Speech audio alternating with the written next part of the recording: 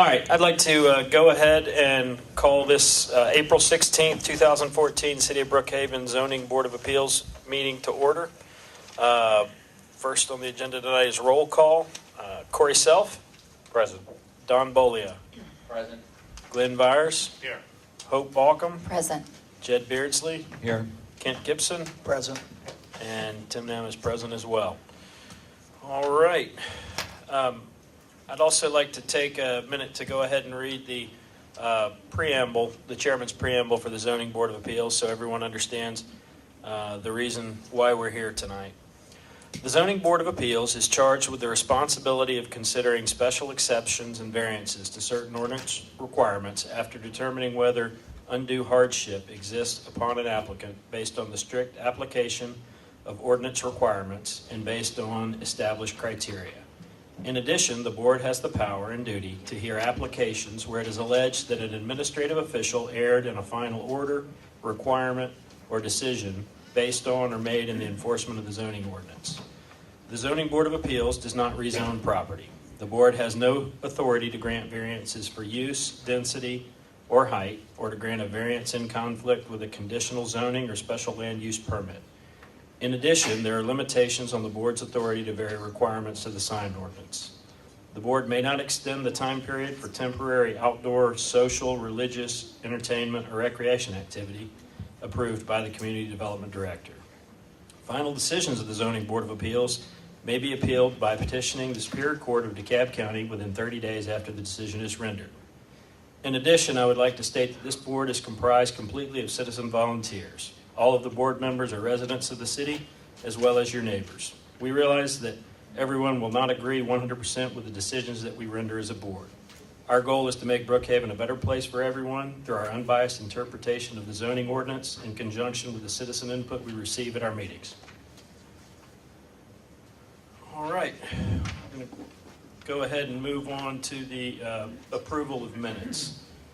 We have the minutes from the March 19th Zoning Board of Appeals work session meeting first. Did anyone have any comments or changes on that? Mr. Chairman, I move that we accept the minutes of the work session last month. All right. Second. All right, we have a motion and a second for approval of the March 19, 2014 work session meetings minutes. All those in favor, please signify by raising your hand and saying aye. Aye. All opposed? All right, those minutes are approved. Now we have the approval of the March 19, 2014 Zoning Board of Appeals regular meeting minutes. Any comments or questions on those? I noted several instances where we are referred to, various board members are referred to as commissioners. Just wasn't sure if that was correct, that we are commissioners, but it's kind of throughout. All right. Do you think we need to amend that or just change it going forward? If that's the only change, if you could, if that's the only change, if you could vote to approve subject to that change, we can note that for the record. Okay. I move that we approve the minutes of last month's board meeting and amend any references to the zoning board to the correct denomination, please. A second. All right, we have a motion and a second for approval of the March 19th regular meeting minutes as amended. All those in favor, please signify by raising your hand and saying aye. Aye. All those opposed? All right, they're so approved. All right, on to organizational and procedural items. I believe the first item that we need to discuss was if we were going to have a quorum for next month's meeting. We do have 2, possibly 3 board members that are going to be absent next month. Is that still correct? I'll be absent. Okay. So, Mr. Self and Hope, you said you may or may not? Possibly. I'm working on making other arrangements. Okay. And who was the third? I am. Okay. So do we have confirmation of 4? I will be here barring some unforeseen circumstance. What about you, Kim?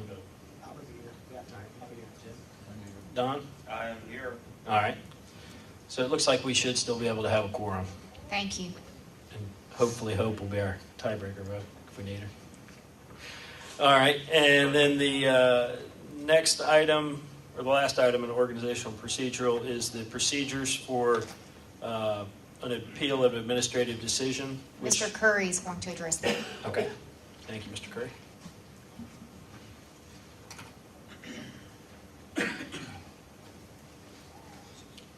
All right, just to summarize for you what was adopted at the last meeting as the amendment to your procedures. The first matter you're going to be hearing tonight will be a continuation of an appeal of an administrative variance. As far as the procedures that had been established, each person will have the opportunity, the appellant going first for 10 minutes, and any amount not used would be reserved for rebuttal. Then the respondent, being the city in this case, would have 10 minutes to respond. If there's a rebuttal, there's no rebuttal by the respondent, even in the event that the respondent doesn't use all of its 10 minutes. In this particular situation, you may have a request to increase the amount of time for the hearing. That is within your prerogative to do so, but if you do so, then each side gets the same amount of time relative to that. The final thing is that you had public comment at the last hearing relative to this. My opinion would be is that you do not have to have additional public comment. However, the procedure does provide for additional, for public comment to commence before there's any argument presented by the appellant and the respondent. So I think you have the discretion that if you want to continue to hear from the public, you can do so. If you do not, you've had a hearing with regard to that matter. With regard to comments by the public, then that's a limit to three minutes per person. All right. Thank you very much. Did anybody have any questions about the new organizational procedural items we discussed? All right. I guess, do we need to move into the first case before we discuss if we want to open up comment, or should we do that during our organizational procedural? No, go ahead and open the first case and then determine whether you want to open it to the public or not. Okay. All right, moving on to D, unfinished business. Our first unfinished business case tonight is ZBA 13-27, JEG Family Trust and Trop Inc., DBA Pink Pony, variance to appeal administrative decision concerning nonconformance, the property location of 1837 Corporate Boulevard, Brookhaven, Georgia. All right, so any motions to append the agenda or to reopen a public comment on this, or what's everybody's thought?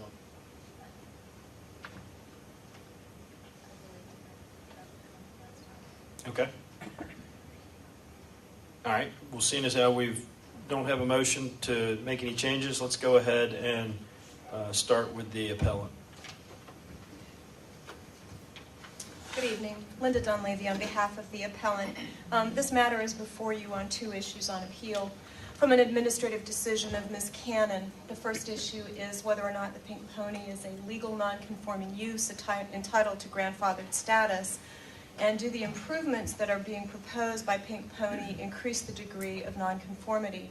I'm going to be very brief and submit that the answer to the first question is yes. All of the evidence that has been put before you in writing demonstrates that the Pink Pony is a legally grandfathered nonconforming use.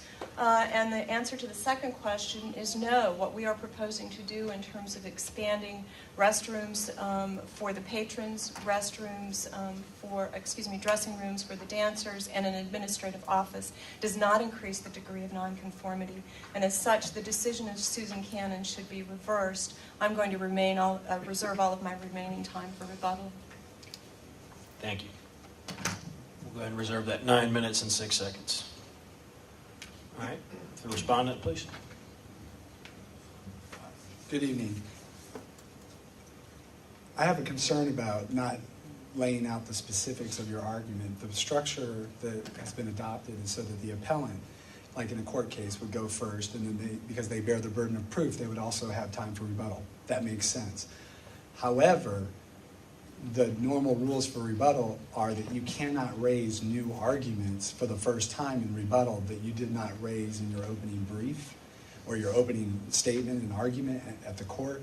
So unfortunately what this does, it leaves the opportunity for the appellant to come up and sort of sandbag and kind of make all their arguments without giving the city the opportunity to respond to them. This isn't where they argue for 7 minutes, lay out all their theories and specifics, and then reserve 3 minutes to answer the city's retort.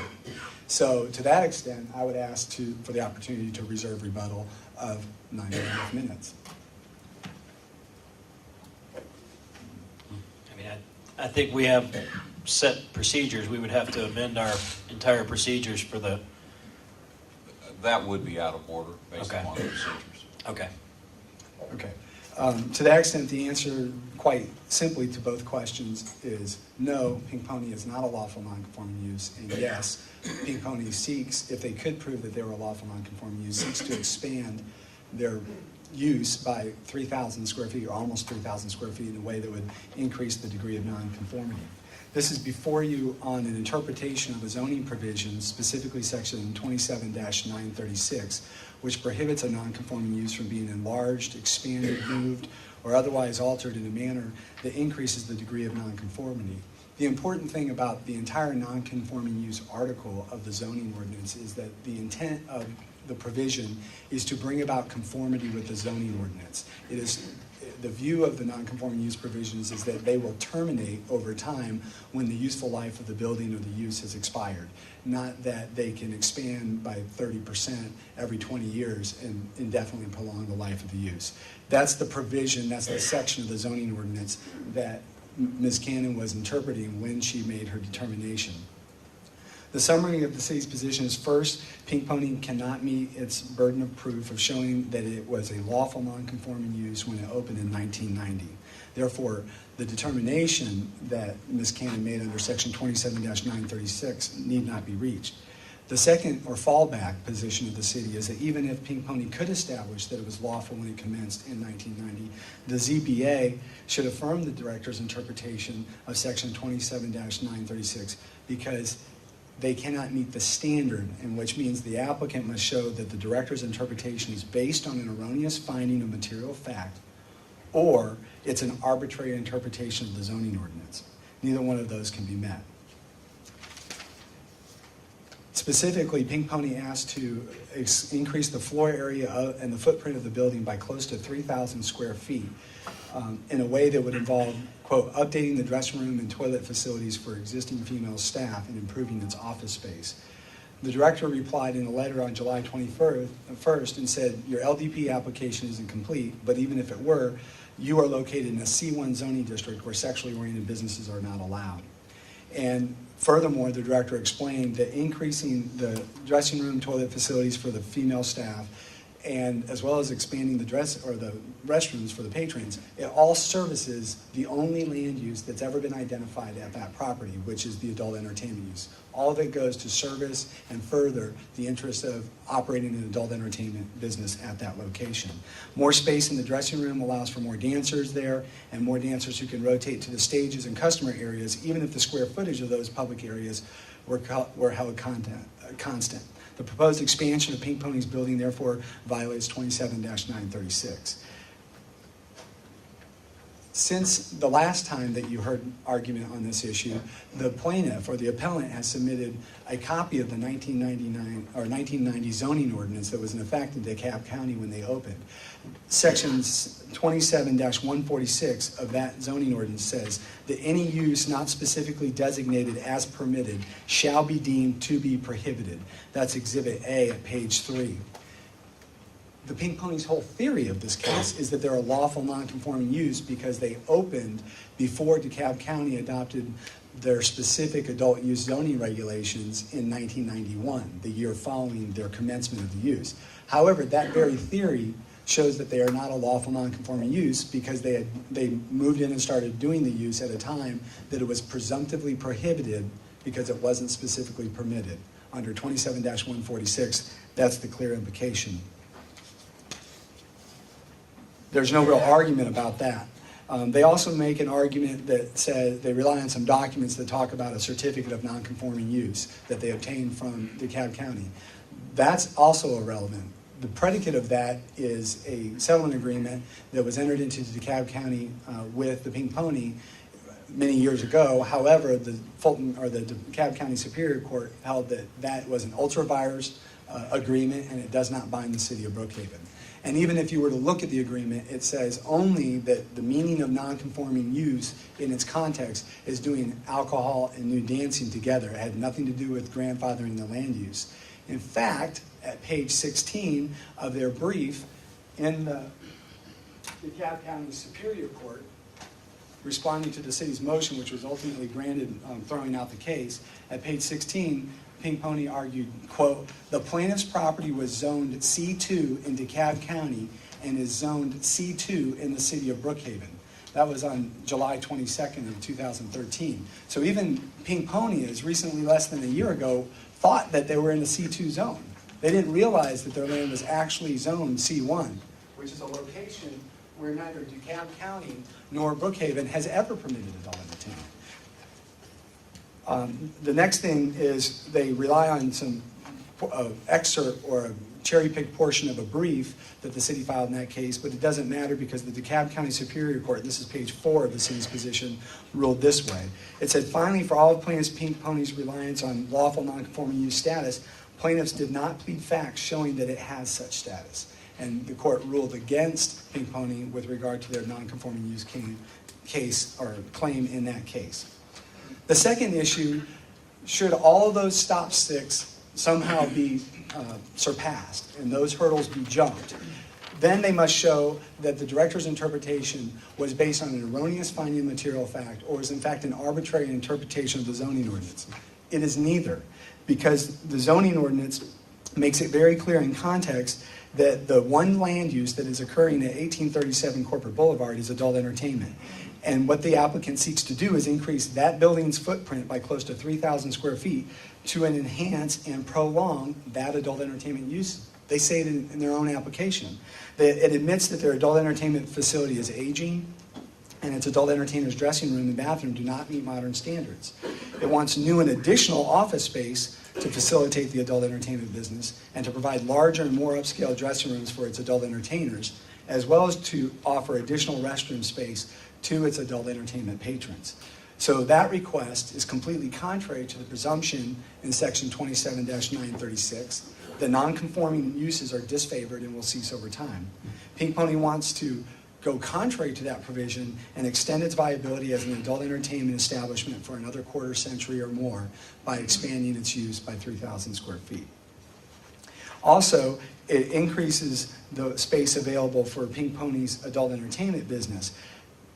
The determination by the director that that would be the result of granting the application is certainly not arbitrary or capricious in its interpretation of the zoning ordinance. Rather, it's very consistent with both the applicant's statement in its position paper as well as the terms of the zoning ordinance. On pages 6, 7, and 8, or 6 and 7, we rejected or refuted each of the three arguments that Pink Pony raises for why this is an expansion. First, they claim that it would not increase the existing floor area devoted to adult entertainment. But that claim is wrong because the floor area for adult entertainer dressing rooms and restrooms is necessary for the adult entertainment use to which the entire building is devoted. They also contend that the nonconformity is limited to the public areas where dancing and alcohol service occur. But that's also wrong because the entire building services the adult entertainment use, which is the only land use occurring on the property. With respect to the expansion of the floor area, Pink Pony suggests that the dressing area for dancers doesn't count as part of its adult business use. That's completely wrong. That's like a theater discounting its need for a backstage area, a TV studio ignoring green rooms, or a retailer saying that its stock room is not part of its store. It, in fact, is directly related to the expansion of the use of the property as an adult business. If this were not the case, Pink Pony would simply remodel, not increase the size of its current dressing rooms. And then they make this red herring argument that they wouldn't hire more dancers, but even if the number of dancers or independent contractors stayed the same, it would still, the larger dressing rooms, larger adult entertainer bathrooms, as well as patron bathrooms, all go to service the existing adult entertainment use and to prolong it and enlarge it. There's no way that you can get more naked than just total nudity. So when you interpret the language, increasing the degree of non-conforming use, it's talking about increasing the viability and the use of the property for the only use that is on the property, and that is adult entertainment. Therefore, we would ask this court, or we'd ask this body to affirm the director's interpretation. Thank you very much, Mr. Burwell. Thank you.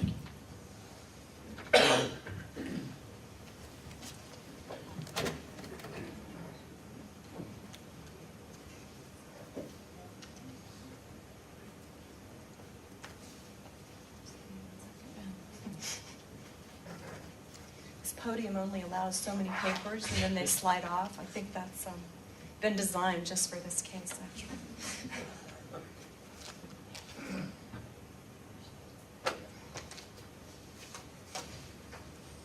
Okay. Members of the zoning board, you know me. I come here on a regular basis, and I play by the rules, but I think there's a couple elephants in the room that need to be addressed in regards to this case. The first elephant in the room is that there is no validly adopted zoning map or zoning ordinance in the city of Brookhaven. We have constitutional... I'm going to object. That's a completely new argument. That's not part of the position. I think we've already discussed that Ms. Dunleavy has the right to say what she wants during her rebuttal time period. Can I get a few more seconds to deal with that objection, if you don't mind?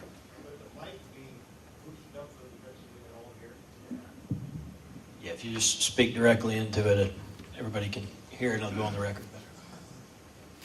One of the first times I've ever been told that I can't be heard, but okay.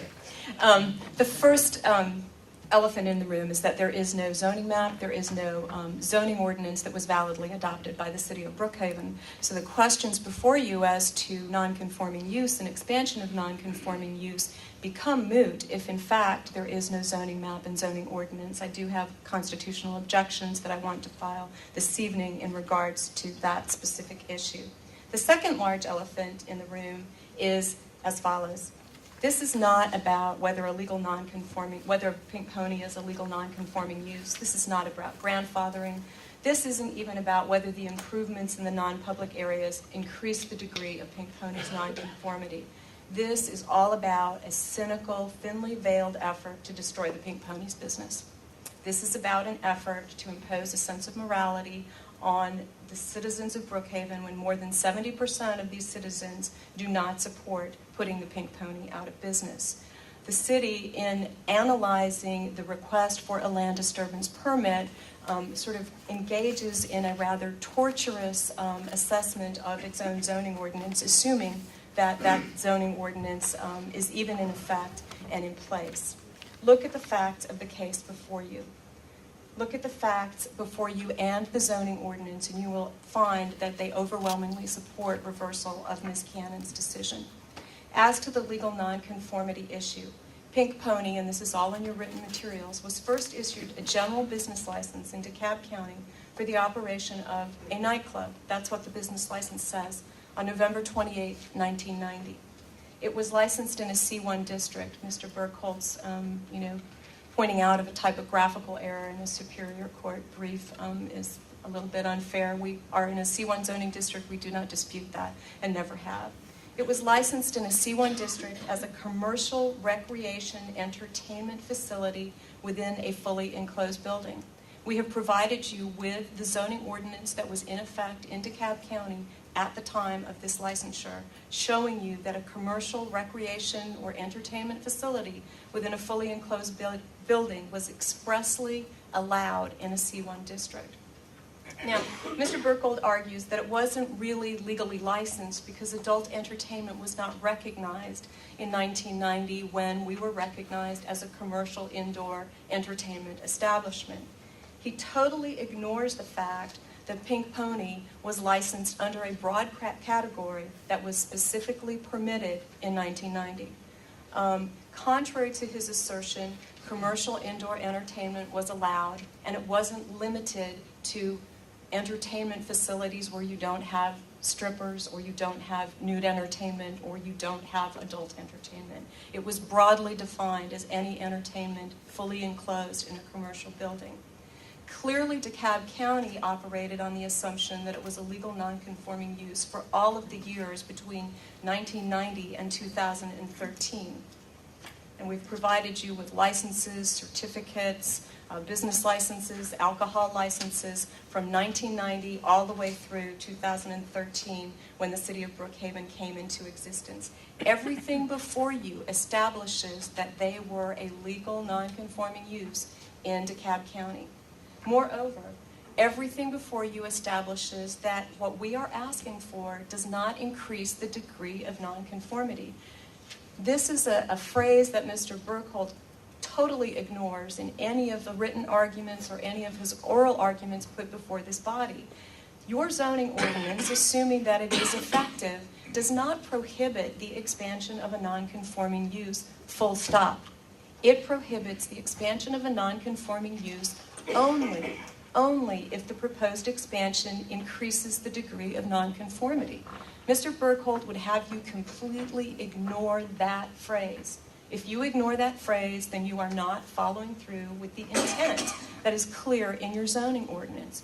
Mr. Burkholdt makes the argument in his written statement that a grocery store, for example, that may be a non-conforming use, if it wanted to increase the size of its stockroom, could not do so under your ordinance. I propose that that's a complete fallacy. If the drafters of the City of Brookhaven zoning ordinance did not ever intend for the owner of a non-conforming use to ever be able to modify it, enlarge it, or expand it, then why the heck did they have the qualifying phrase that said, which does not increase the degree of nonconformity? I submit to you that the Pink Pony, if it is a legal nonconforming use, and I show all of the evidence before you, supports that, as a nonconforming use. Why is it nonconforming? It is nonconforming allegedly because we offer nude dancing. The improvements that we are proposing do nothing to increase the area that is devoted to nude dancing. We have an office that is 300 square feet. This little tiny room are the administrative offices of the Pink Pony. They are proposing, let us increase the size of this 300 square foot office space. You have these photographs, or at least you should, in your materials from the October submission, which should be fully incorporated into the record. We have a ladies' room here for patrons with one stall and 2 sinks. We're asking to allow the ladies who patronize this club, and there are many ladies who patronize this club, not to have to wait in line for one toilet and not to have to wait in line to use 2 sinks or one of the 2 sinks. We have a dressing room where the dancers have to go in shifts to actually use the dressing room. We have similarly a men's room with 2 sinks. We have a men's room that has, 2 stalls and 3 urinals. Our customers oftentimes wait outside the bathroom to use the bathroom. We're asking to expand these non-adult entertainment areas, the non-public area that the dancers use to dress, without increasing any of the floor space devoted to adult entertainment. Mr. Burkholdt suggests that by expanding these spaces, somehow we're going to be able to circulate more dancers to the floor. There's only so much room that the stage can hold. There's only so many dancers that the stage can hold. We're not asking to expand those spaces. And so I submit to you that it's those spaces, the entertainment spaces, the stage, the public spaces that make our use a non-conforming use, not the bathrooms that the dancers use, not the bathrooms that the patrons use. None of that caused us or triggered us to be considered a non-conforming use. So I submit by expanding those spaces, we are simply not increasing the degree of non-conformity. Regardless of how long Mr. Burkholdt and I argue in the Superior Court, in the Supreme Court, it's clear that the Pink Pony is going to be around for a long time. And for the comfort and convenience of the patrons and for the employees, this kind of expansion is necessary, but it would not increase the degree of nonconformity. So we ask you to find that the decision of Ms. Cannon was arbitrary and capricious when she considered any expansion of any space of a non-conforming use to somehow be ungrounded or violative of your zoning ordinance. Thank you. And I would like to file these constitutional objections with your permission. Okay.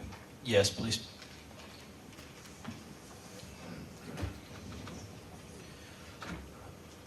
All right, I believe that concludes the appellant and respondent and rebuttal portion of the meeting. Now we will open it up to the board for any questions that any of us may have. I'll go ahead and start before the notepad hits. We were here several months ago when it was originally deferred because we weren't sure if we could make a ruling due to the fact that there had not been a decision rendered by the director. And at that time, I believe we deferred based on the notion that the applicant was going to complete their application and submit that in a time period, I believe it was 2 weeks prior to the hearing. Has that application been submitted? I'll ask staff. Mr. Chairman, just to clarify, you're referring to the LDP? Yes. The land disturbance permit? Yes, it was, and it's still in review. The latest staff sent comments back to the engineer. I believe March 5th. We had 2 additional comments that the applicant is still addressing. Okay. And is that the way you understand it? Is the application, is there My additional- understanding is that the application is complete, and we have not received a final decision back from the folks as to the land disturbance permit itself. Yes, as to the dates, I'm not really sure of those Okay. dates. Because I believe when we spoke to Director Cannon, you told us that if they submitted the materials in, that 2 weeks prior, that you would be able to render a decision. Is that correct? There's been more than one submittal. Okay. In that they've submitted, we've replied, submitted, replied. And the latest submittal, I believe there, as Mr. Song indicated, there were a couple of comments to be addressed, and we have not replied back to their latest submittal. Okay. But we've had more than one submittal. Okay.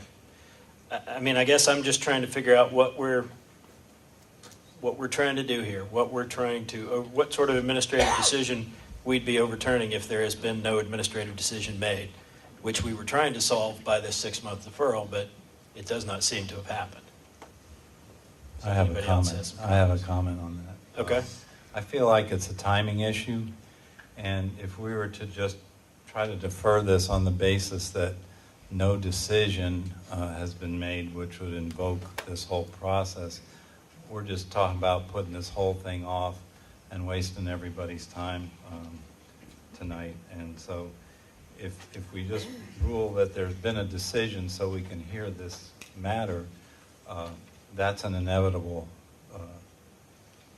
position that we'll be in. So, I think it's just inefficient to try to use that argument to defer this any longer. All right. I think the question is ripe for a decision from the board. All right. Well, I know several people must have questions. I'll tell you before we even get to questions, I have to disagree with Mr. Beardsley. I think the power and duty of the board on appeal clearly states that we have the power and duty to hear and decide appeals when an aggrieved party alleges that there is an error in any final order, requirement, or decision made by an administrative official based on or made in the enforcement of the zoning ordinance. I don't believe that there has been any final order or determination, decision or requirement made by Ms. Cannon or anyone else, and I don't believe we're in a position to really hear anything more. Well, I think that's a good thing. We need to, that's a threshold question, so let's talk about it. The record contains at least 4 letters. A letter from Ms. Cannon to Ms. Ratulowski at the engineering firm, followed by a responsive letter from Ms. Dunleavy to Ms. Cannon, And then really the letter in question from Ms. Cannon to Ms. Dunleavy dated 7/25/13. And, although she couches her words slightly, it appears to me that the exchange of letters does amount to a written decision by the director.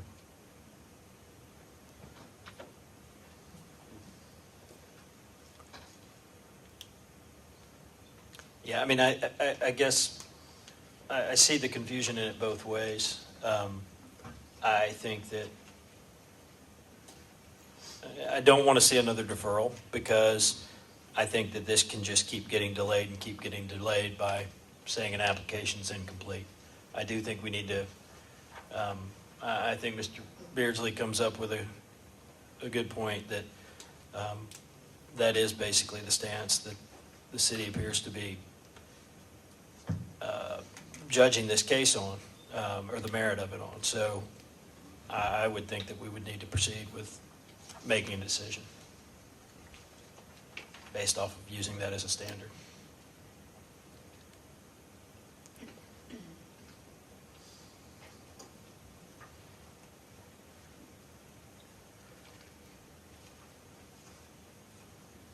I don't know if you take a straw vote on something like that or not. I mean, we have one decision to make, whether to affirm or deny the appeal, but, I think I'd like to hear from some of the other board members to see how they feel about this threshold question.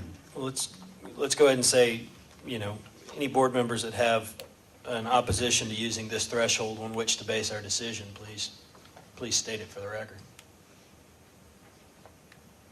Well done. All right.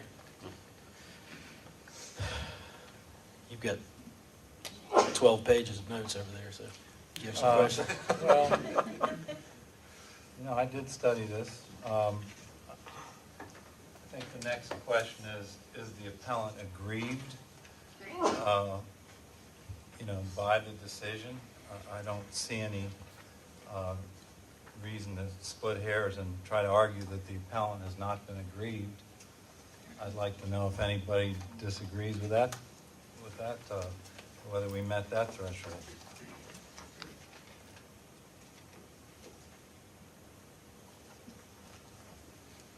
I think we're all in agreement. Well, then the next question is the appellant a legal or lawful non-conforming use? Or was it never at any time a legal use? I think it's helpful that Ms. Dunleavy has essentially stipulated that it's a C1 zoning district. So there's no disagreement on that, she said.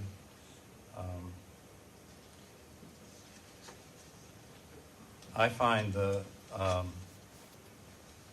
actually find the appellant's argument more convincing on the issue that it was a lawful non-conforming use because in 1990, before the definition of an adult business was added to the DeKalb zoning code, the property was permitted as an entertainment facility, and a restaurant is also permitted in that C1 zoning. So whether you look at it as a entertainment facility / nightclub / restaurant, all those things were permitted. I also find it compelling that even before there was a settlement agreement number 1, the Pink Pony was operating in that zoning district without any difficulty with the zoning law. So, I think we need to talk about these arguments on legal non-conforming use. I just don't find the city's reliance on the section 146 in the DeKalb zoning code to be compelling, saying that if it's not specifically listed, it must be outlawed, when in fact Ms. Dunleavy's argument that sure, it's an entertainment facility, that makes the most sense to me, so I'd like to hear comments on that. I'm in agreement with that. I'm in agreement as well. No, sir. Because it wasn't raised during the opening argument. Right, but we're amongst board deliberation. We've got the right? record to work on. We've got the written record. Mr. Chairman, I had a couple comments I just wanted to make in general. Please do. And I made these, I think, in our previous meeting. One, I have two issues with the city's position. One is that they are in reliance that at some point a non-conforming property should become a conforming property. That somehow that the property will outlive a useful life and then will return to a conforming property. I would contend that we should believe that any business should exist in perpetuity, and we shouldn't make that assumption. So that's one basis. The other, is this issue of whether or not we can bifurcate the property from where the nude dancing occurs and where there's non-public areas. I grew up in a big family. I had 13 brothers and sisters. And if you told my parents that we could afford to build a new bathroom, that was somehow demonstrative of their desire to have another kid, they say you're crazy. So I don't get the connection that the city's trying to make between improving a bathroom and trying to add more dancers. So those are my two basic issues I have with the city's argument. I can certainly appreciate that perspective, Mr. Balya. My question is reference to the brief submitted by Ms. Dunleavy, Exhibit 4, Part B, number 3. If any adult club changes its location, use, or size as it existed on January 1st, 2001, in any manner, then the adult club shall no longer be entitled to non-conforming status under this agreement. So what would that mean?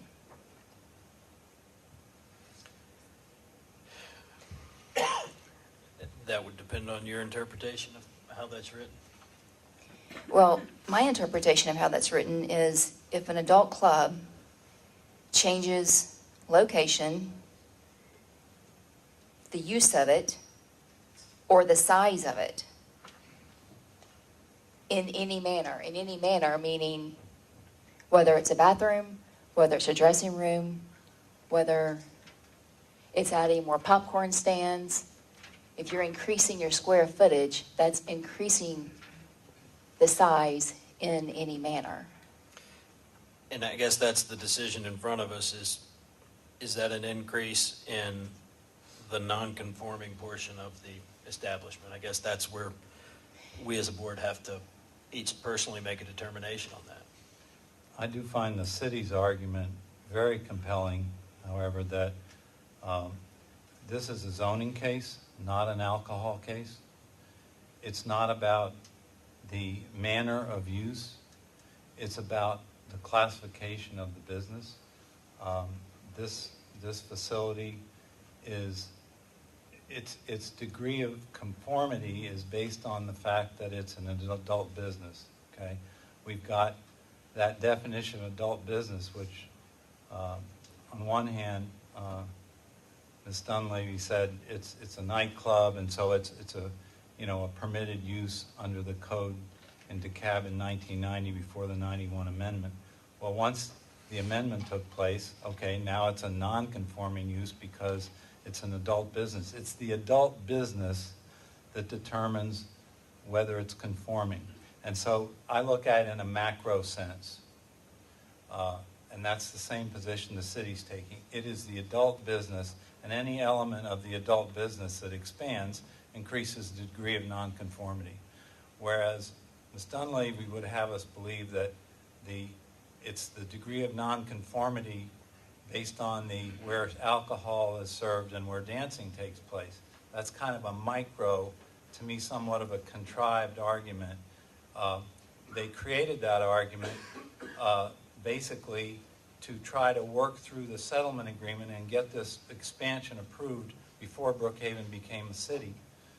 They got a ruling by the DeKalb Commission that that was okay under the settlement agreement, but then that settlement agreement became null and void against Brookhaven. Brookhaven, as a Superior Court rule, did not require to honor that agreement, and so ultra vires, as Mr.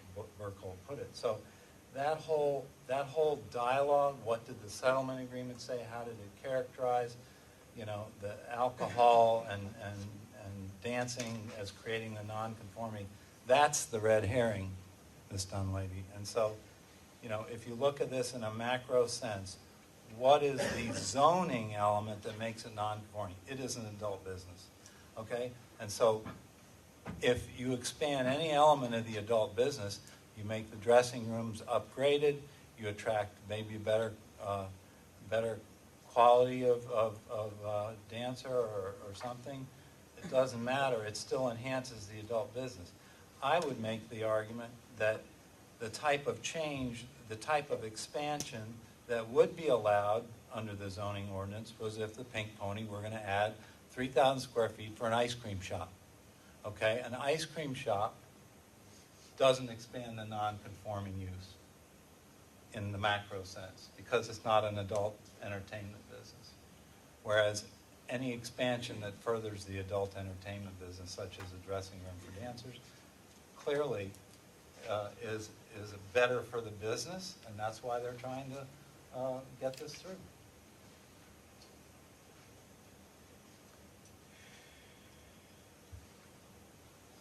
I mean, I understand your point. One could argue that somebody stopping by for ice cream may want to go enjoy some adult entertainment at the same time. So, I think we're splitting hairs at this point. We have to make a decision. I think we do have to make a decision. And I'll just go ahead and speak to the part that's weighing most heavily on me. Director Cannon, if the Pink Pony did not sell alcohol, would they be a non-conforming use? If they just provided new dancing, would they be allowed to legally operate? Mr. Berthol was speaking in my ear when you Okay. started talking, so I couldn't hear what you were saying. I'm sorry. If the Pink Pony did not sell alcohol, if they just provided nude dancing, would they be in compliance with the City of Brookhaven sexually oriented business ordinance? Or maybe that's a better question for one of the attorneys. The answer is no, not under the, you're talking about the sexually oriented business I'm ordinance. talking about Brookhaven sexually oriented business ordinance. Okay. If they just served, if they just had nude dancing and there was no alcohol on the premises, is that allowed under No, that? it wouldn't Okay. be allowed under the zoning or the SOB licensing ordinance, which has the alcohol provision. Okay, but we're saying if they didn't have alcohol. If they didn't have, it doesn't matter. If they're If you adult wanna make an entertainment, ice they cream can't parlor. do it there. So no adult entertainment is allowed No. in that zoning district? No, that's correct. That's Okay. correct. And to the All right. extent that you're splitting hairs, that shows that it's not arbitrary or capricious. Because it's not just how you would decide the question, it's whether she was arbitrary in her determination. I understand. Thank you very much.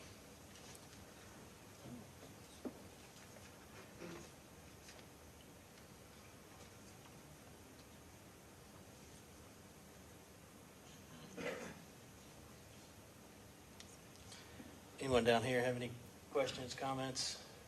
Nothing to add? Well, I understand what Jed was saying about the macro, but I would say even if you look at it on a micro sense, I think an increase in the size of the restrooms and the dressing rooms, maybe what would be considered the non-public areas, I think that nevertheless creates an intenser use, an intensification of what's been described as the dancing or public areas. And as such, I think that would be increasing the degree of nonconformity. And as such, I think I'm in agreement with Jed, as I understand him, but for a slightly different reason. Okay. Gibson? Yeah, well, I was looking at one of the comments that Mrs. Dunleavy made about the part that says building structure or use of land shall be enlarged, expanded, moved, or otherwise altered in a manner that increases the degree of nonconformity. Why that would be in there? Would there ever be an acceptable use to expand a legal nonconforming property? That was the question that I came up with, but then I don't know that it's relevant because I think we're trying to figure out if it was arbitrary or capricious, the decision that the director made, and that's what I think it comes down to. It did pique my interest, what you were saying, Mrs. Dunleavy, about that. Can I respond? I don't know. I don't think so. No. Thank you.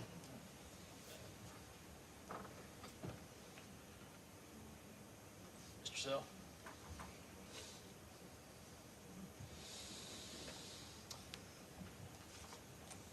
You know, I'm sitting over here flipping through my packet a little bit since Ms. Balkum made her comment, trying to find where exactly she was reading from, that it said if it were increased in any manner. It's Exhibit 4, it's page 115 of your packet, 115, I was just shy of it. number 3.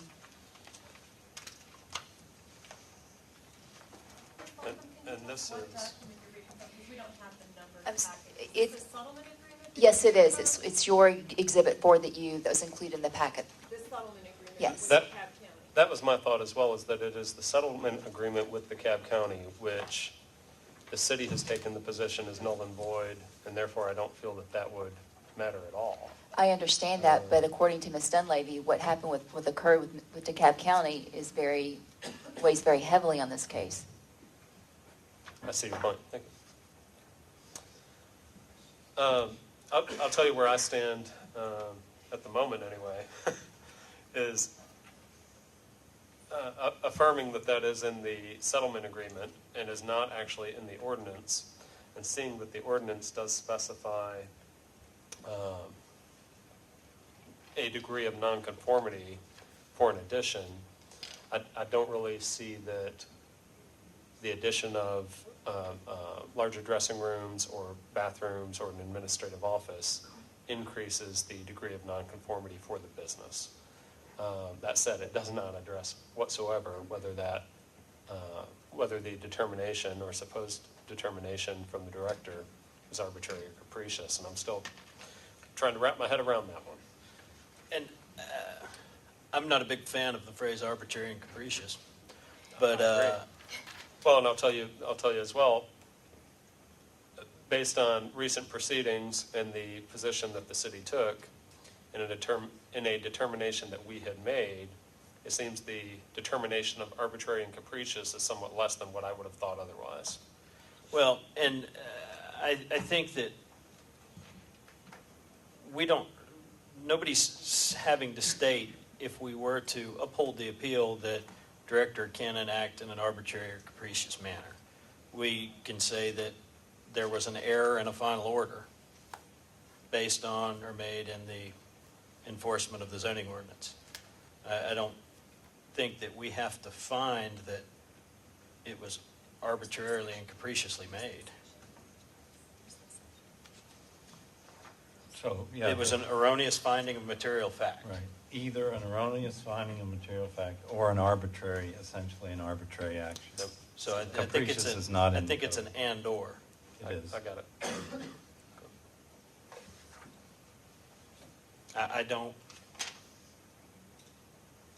I don't see that enlarging of bathrooms and office facilities and dressing rooms is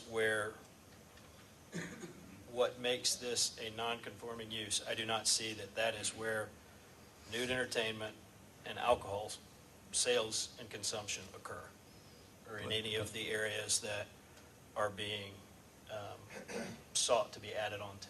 But under the zoning code, those factors are not germane to the determination of whether it's compliant with zoning. You know, the SOB ordinance is a different ordinance in Brookhaven outside the zoning code, correct?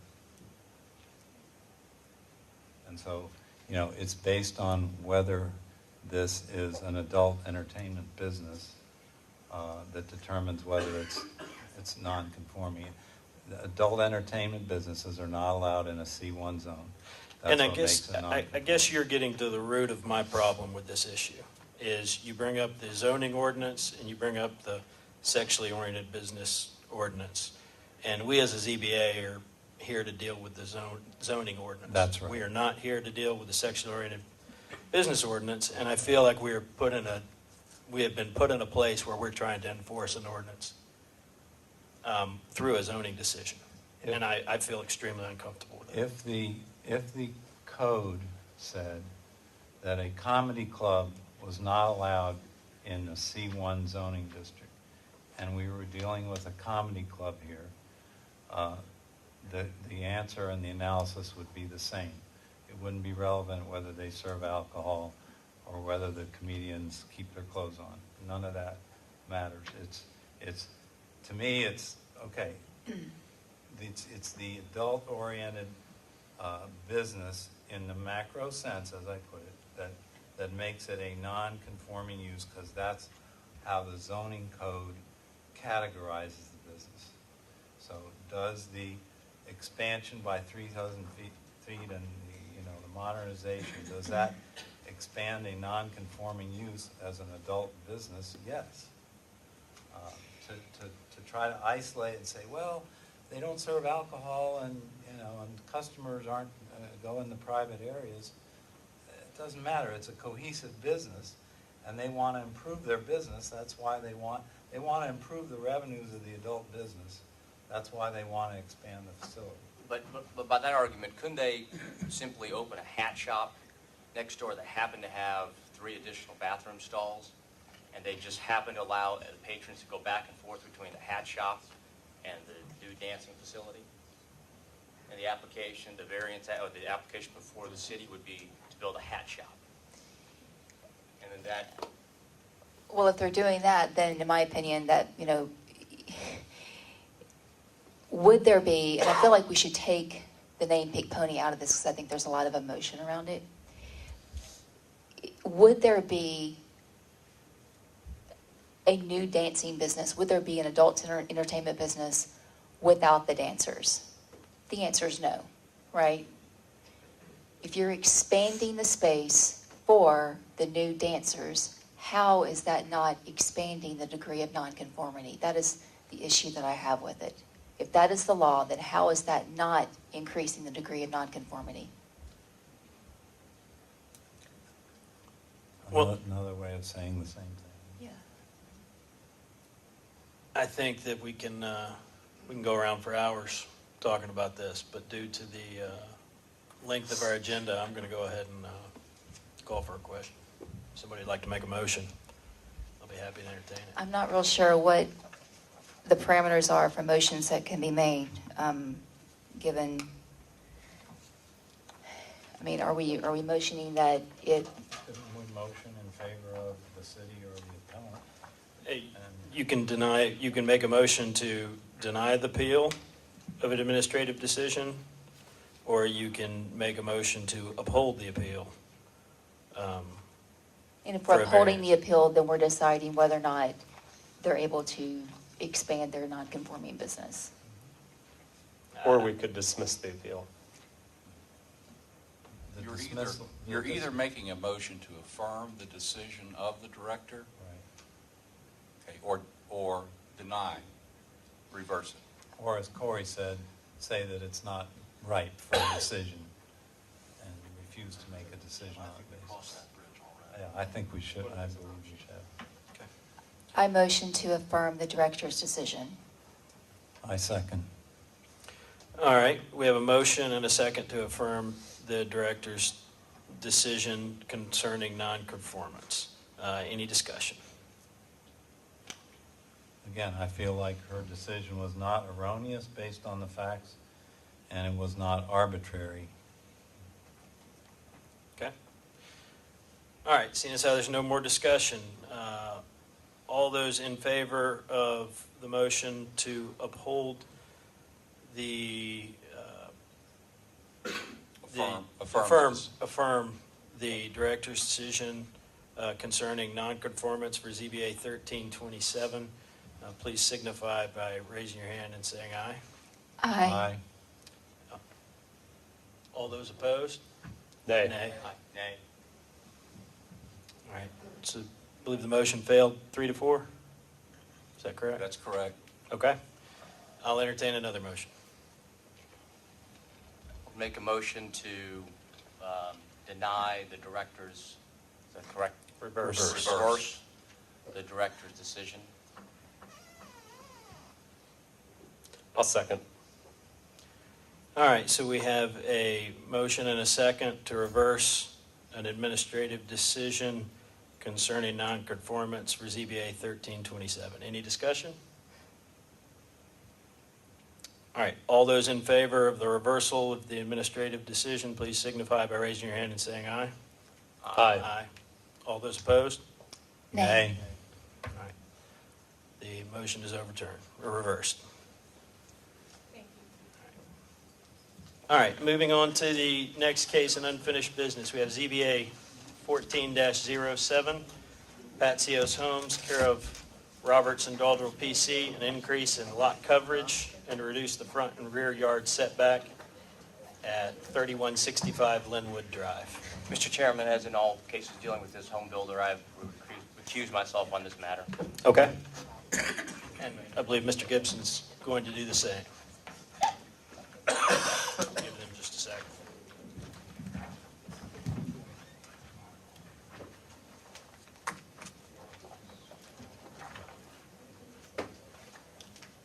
Okay, Mr. Song. Thank you, Mr. Chairman. ZBA 1407 came before the board in last month's meeting, March 19th. The applicant was granted a 30-day deferral by the board in order for the applicant to work or to discuss the matter a little bit further with the adjoining property members. Essentially, staff is going to stipulate to the report, but I would like to reiterate that staff has recommended approval of the 3 variances that have been requested by the applicant with 3 conditions. Again, that's referenced in the report. Staff would like to note that the opposing parties from the original opposing parties have sent correspondence that has been forwarded to the board that stated that they would like to withdraw their opposition against this case. Thank you. Okay, thank you very much. In the nature of expediting, and there being no opposition, I move we approve this variance. I believe that there were some conditions stated With by the- one of the people that originally opposed it, Mr. Powell.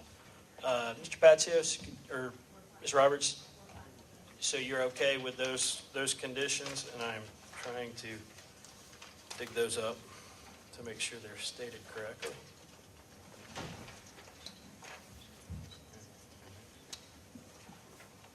All right, so those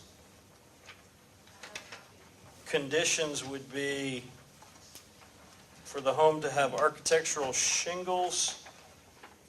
The second condition would be the rear buffer includes 7 8-foot arborvitae, either dark green or giant variety, planted every 6 feet. And the home would use a mix of exterior materials to include brick, board and batten siding, and horizontal siding. Is that the way you understand it? Okay. All right. Would anyone like to make a motion to approve ZBA 14-07? Mr. Chairman, is that in consideration, would that be the staff conditions and these additional conditions? That is correct. Just for 3 clarification. staff conditions. Right. So the 3 staff conditions plus the 3 conditions I just mentioned. I'd rather not restate that, but that's my motion. Okay. It's 3 and 4. 3 and 4, okay. All right, Where are those additional the first- conditions written down? it's on page 316 of your packet. Okay. All right, I move to approve ZBA case 1407, Patzios Homes, increased lot coverage, reduced front and rear yard setbacks with the 3 conditions in the staff report and the 4 conditions on page 316 of the package. All right, we have a motion. Do I hear a second? Second. All right, motion and a second. Any discussion? All right, those in favor of approval of ZBA 14-07 as conditioned in the motion, please signify by raising your hand and saying aye. Aye. Aye. All those opposed? All right, it's passed unanimously. 5-0.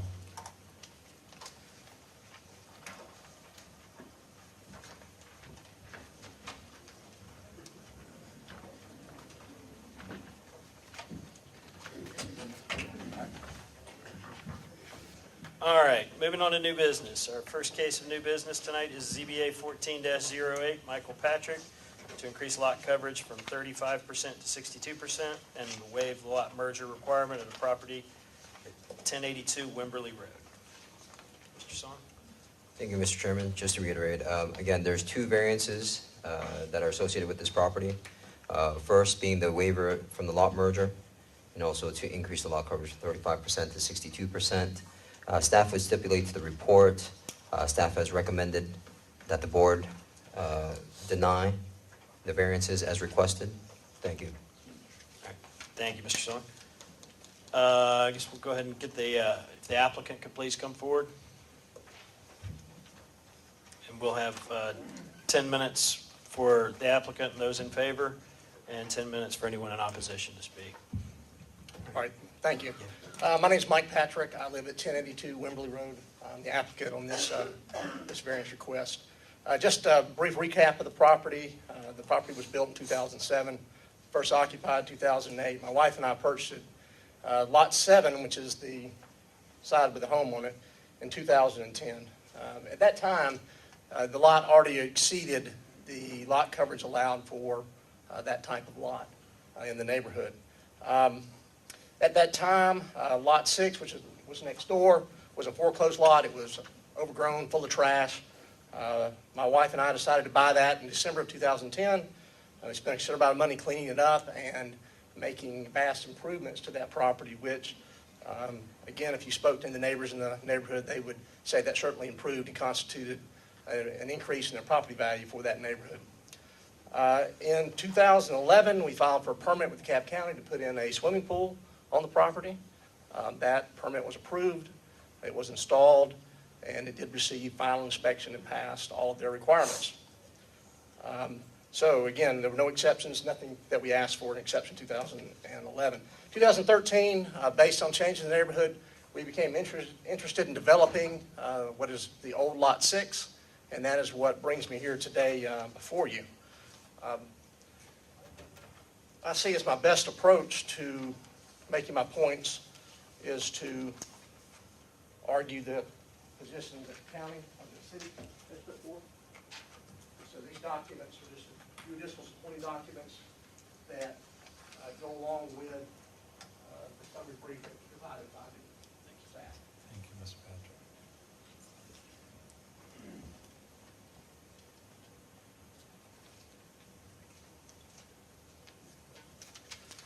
Okay, not to go through the entire document, just hit the highlighted areas, which are the main contentions that were put forth by the staff. The first contention is that 2009, a variance was approved by DeKalb County, increasing impervious coverage from 35 to 41%, which was supposedly put in place to build the residence. The residence was actually built in 2007, and when I purchased the property in 2010, it already clearly exceeded the 41% that's listed there. The reason that I bring that up is that it's going to come forth in an argument here in a moment. And again, both those are supported by the tax record, which clearly shows that it was built and developed in 2007. The next one is that the pool added an additional 21% of impervious coverage to the lot. So it's a quarter of an acre, 11,205 square feet. If it were at 21%, it would be a 2,400 square foot pool, which is more than double what the actual pool is. So some of the arguments and some of the information put forth in the staff information appears to be inaccurate.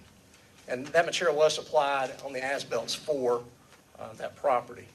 Moving on to the criteria that is to be considered by the board. The first one has to do with the shape, narrowness of the particular property. The existing lot is a combination of two lots. You can see here in the drawing. It is the only lot in the entire neighborhood that has this configuration. So based on its odd shape and the fact that all of the improvements to the property are pushed onto one lot, I believe that it meets that it does have exception to the shape of the property.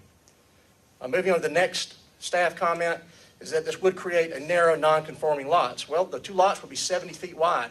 Every single lot in the entire neighborhood is 70 feet wide. In addition, I originally did apply for that variance. I received an email, which is included in your packet, from staff stating that I did not need to apply for that variance. And in fact, I had to go pay to redo my documents because of that change. And now that is being used as an argument for not approving this variance. And again, such action would appear to provide the owner greater impervious surface than other neighbors enjoy. If you look at the information in the pictures included in your packet there's 12 lots that were built or developed around the same time as mine. 5 of those lots clearly exceed the amount of impervious surface that my lot currently has. Those lots in particular are identified in the packet that you received is 1066, 1099, 1105, 1117, and 1121. And again, you can see the attached aerial photos which are included with your packet.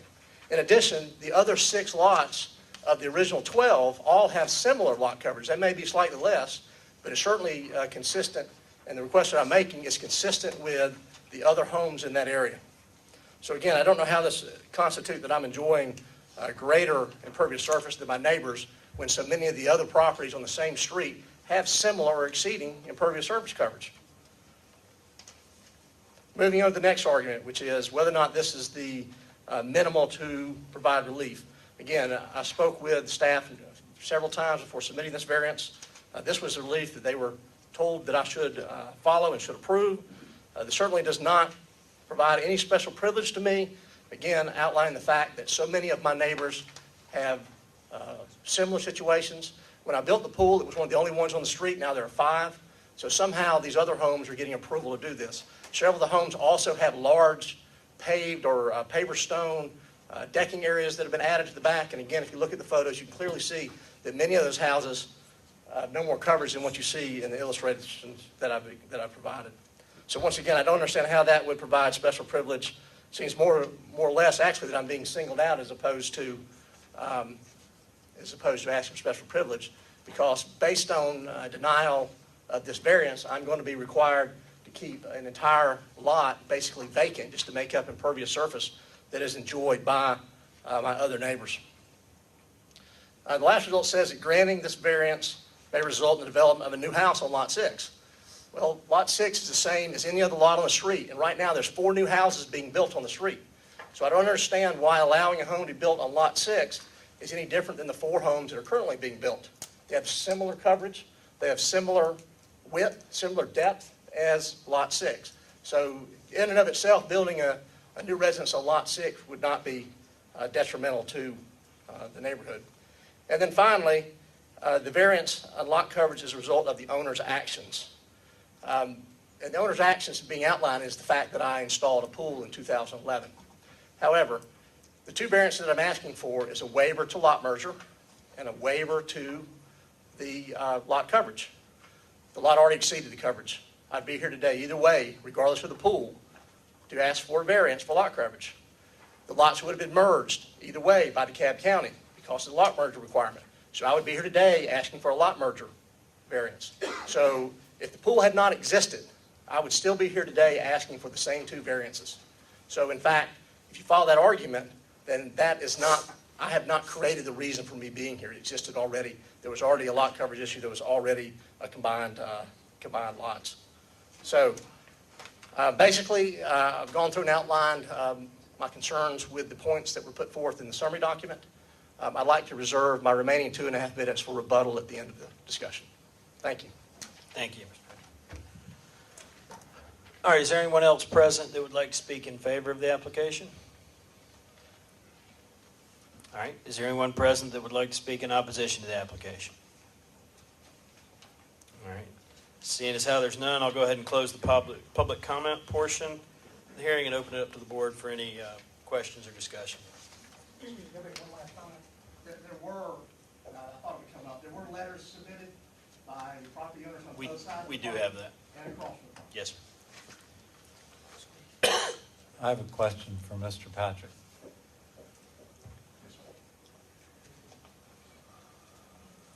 I don't see plans for your new house on Lot 6. how did you come up with the 62% that you're requesting? The 62% is what currently exists. It's for lot 7 is what he's For requesting. Lot 7. What we would like to be able to do is separate the lots again so that either now or sometime in the future, we could develop those lots. So We have no active plans to develop. Okay, so you're not asking for a variance on No. what he can do on lot 6? No. No.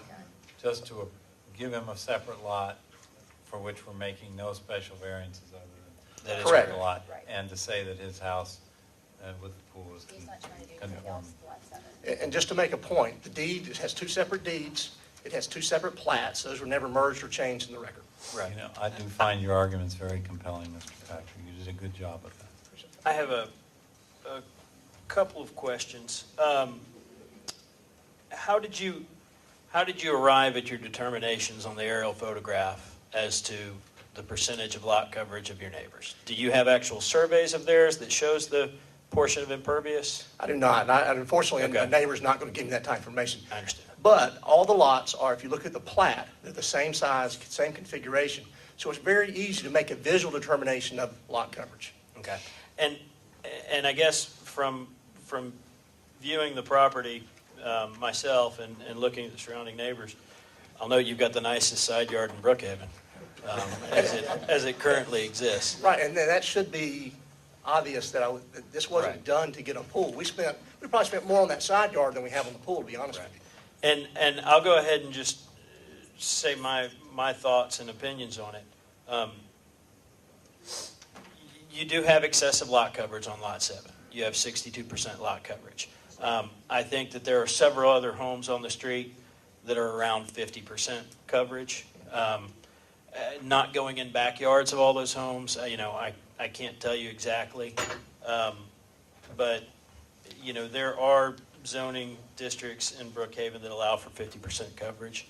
One of the items that I noted just from scaling out your plan is you've got 1,968 square feet of driveway, which is about 17.6% of your total lot coverage. Okay. Your driveway is pavers. Do you know if that has a gravel base under it? Is that a pervious paver solution? Yes, it does have gravel underneath it. I've personally removed many Okay. of the stones for different reasons. It has Um, gravel under it. And I would need to get some clarification from Mr. White, but if the board were to grant you, I guess, the variance for the lot, the waiver for the lot merger, and were to grant you a variance for lot coverage on lot 7, but we conditioned it so that your driveway surface had to be a pervious type of driveway, which would drop your lot coverage down to 45%. Is that something that you would be agreeable with? Yes, I would be agreeable with that. Okay, all right, All right. thank you. Mr. White, can I ask you a quick question? You've obviously had time to prepare for this since I asked you about it the other day, but what are possible pervious driveway solutions that the applicant could use? And maybe if you can just give us a quick overview just for the board, because I'd love to see that threshold get below 50%. And I think there's an opportunity to do that, but still be able to split the lot as the applicant wants to do, in my opinion. A solution that I'd be most familiar with that appears to have been successful and implemented at locations throughout Atlanta and elsewhere is a paver system in which, the individual pavers themselves are not pervious. They're masonry pavers, but the system is configured in a way that there's space between each paver in which angular aggregate of a certain type can be located, and the pavers are set on a bed of stone that has a certain depth that would be appropriate for the purpose that it's designed for, to allow rainfall to infiltrate in between the pavers, go into the stone and the aggregate in between the pavers and underneath the pavers, and have the capacity to receive that and then infiltrate into the soil underneath and around it. Okay. And Mr. White, if you can hang out for one moment, I want to make sure I'm clear. The pavers, you say need to have a gap between them. What size gap are we talking?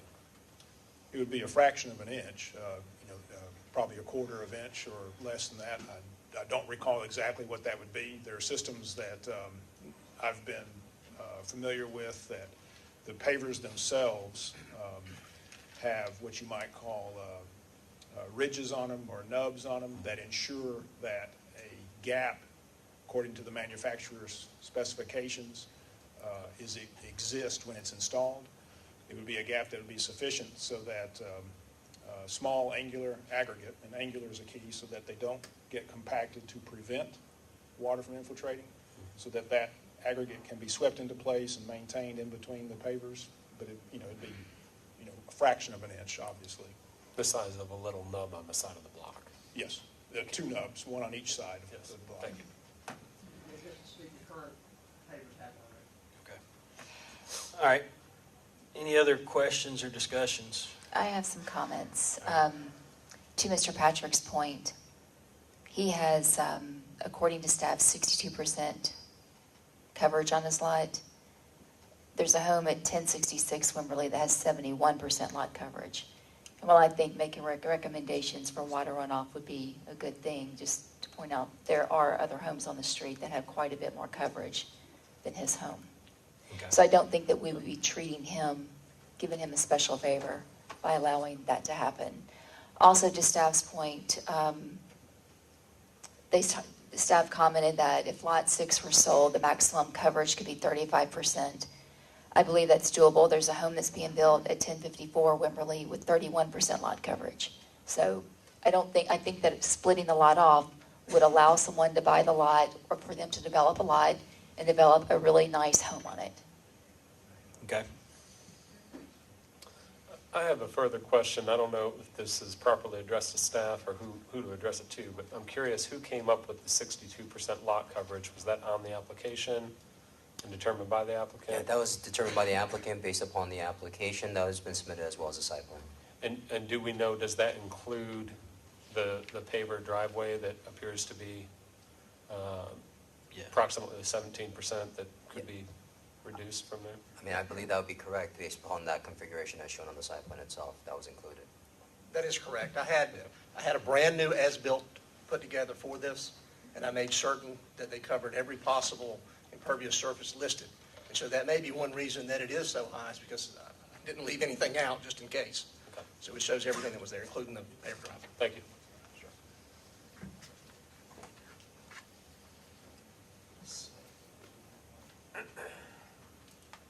And I would just further comment that,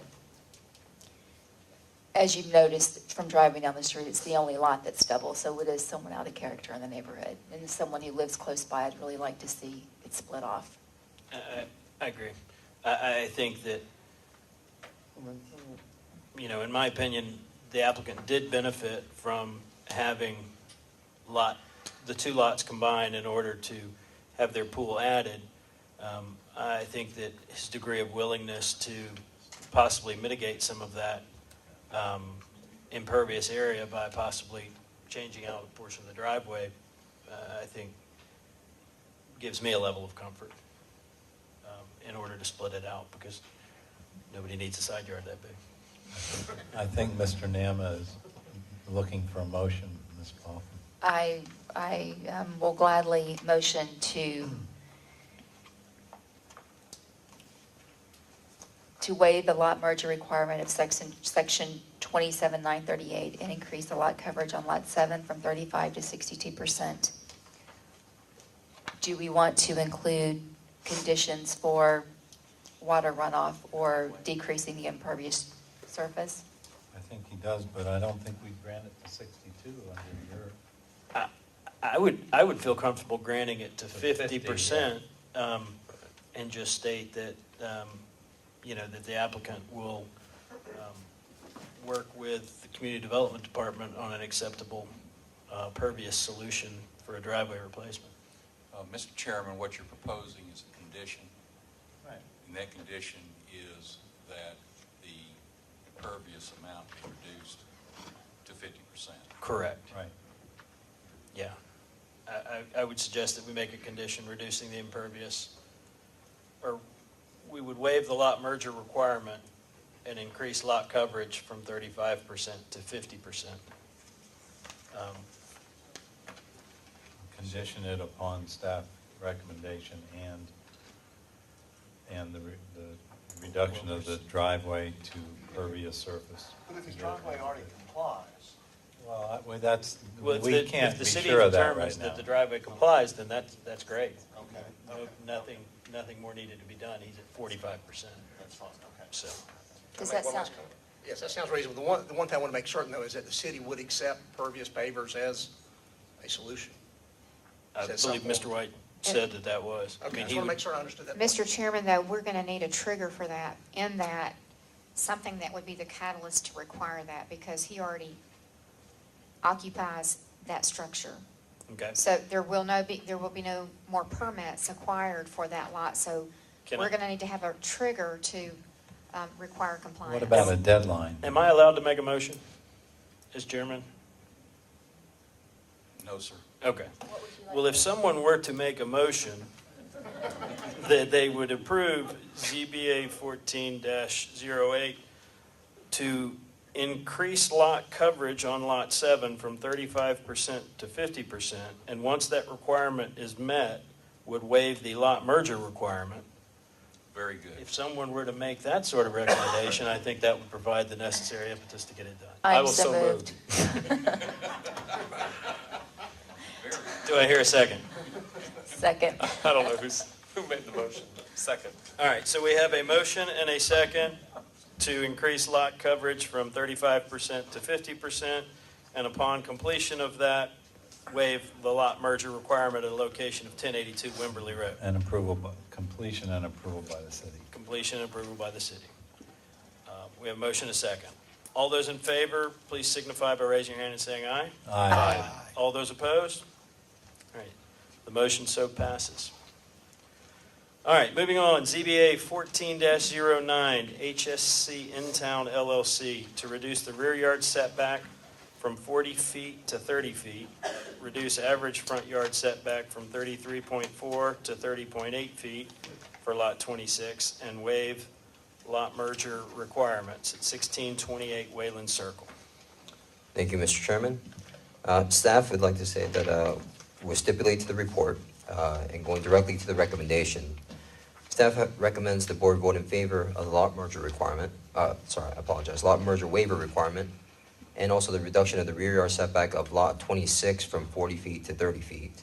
Staff recommends the board vote to deny the reduction of the average front yard setback for lot 26, and also the reduction of the rear yard setback from 40 feet to 30 feet for lot 1, and substitute in lieu thereof 35 feet for lot 1 specifically. Thank you. Okay, thank you very much. If the applicant, please come forward.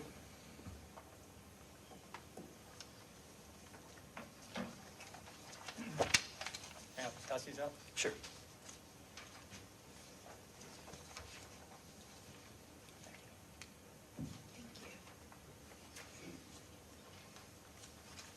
Thank you.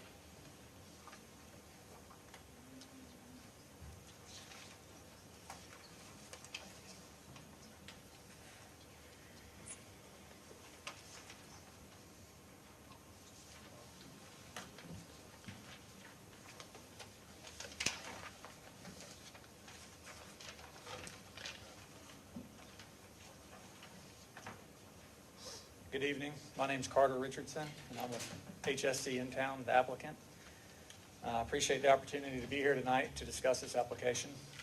Our company is a local residential home builder. We've been building in Brookhaven for about 4 years. We've had a lot of success. Our price points of our homes have been from the 600s to just over $1 million. And I provided you with some pictures of some of the actual homes that we've built. Tonight, we're requesting a lot merger waiver and 2 variances for the property for the purpose of constructing 2 new single-family homes. The property is currently zoned R75, and both lots would be conforming under R75. Regarding the request for the lot merger waiver, this property was originally platted in 1946. And somewhere along the way, I guess the Cobb County merged it into one lot. So we're just requesting that you grant the lot merger waiver to allow it to revert back to the originally platted lot lines. We're also seeking a reduction of the rear building line from 40 feet to 30 feet.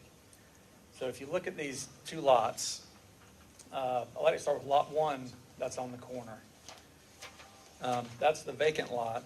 Staff recommended denial for that 30-foot, for approving a 30-foot setback, but substituting that for a 35-foot rear yard setback. And we are comfortable with that. And then on lot 26, which is the adjacent lot, that's a lot that has a few more challenges and is a little trickier. The lot, as you can see, has an irregular configuration, which restricts our ability to build a new home within the existing setbacks. However, if our variances were approved for the rear yard and the average front yard setback, then we would have the ability to do that. According to staff, they are in favor of reducing the rear setback line to 30 feet, but are not in favor of granting us a variance to the average front setback line from 33 feet 4 inches to 30 feet 8 inches. And they stated that the home might be able to be adjusted to fit. So as soon as we got the report, we've been going round and round with our engineer and our architect, trying to get our house to fit using the front yard average setback of 33.4 feet. We went through all of our plans, and we were able to improve it a little bit, but we just cannot fit the house 100% within the setbacks using a 30-foot rear yard and the front yard average setback of 33.4. But we're 1 foot off. So if we could get 1 foot on the front, that's all we'd need to get it to fit. So we wouldn't need the front yard average setback to be at 30.8 feet. We just need it to be at 32.4. Is that right? No. You say you need to add 1 foot to the 30.8 and get to 31? No, he's moving from 33.4 to 32.4. 32.4. Okay. Yeah. All right. And I'd also like to point out that on that lot that we're asking the front yard average setback variance for, there's an existing home on that house where the property owners currently live. And that home is set back 28 and a half feet right now, measured from the closest portion of the house, which is the stoop, the front stoop. So just visually, we're not going to come in, we're not asking to build a house that's going to be more forward than what's already there. Okay.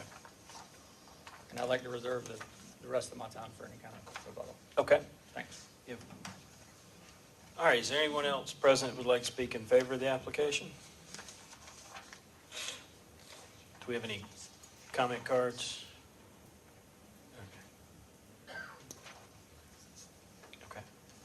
Good evening.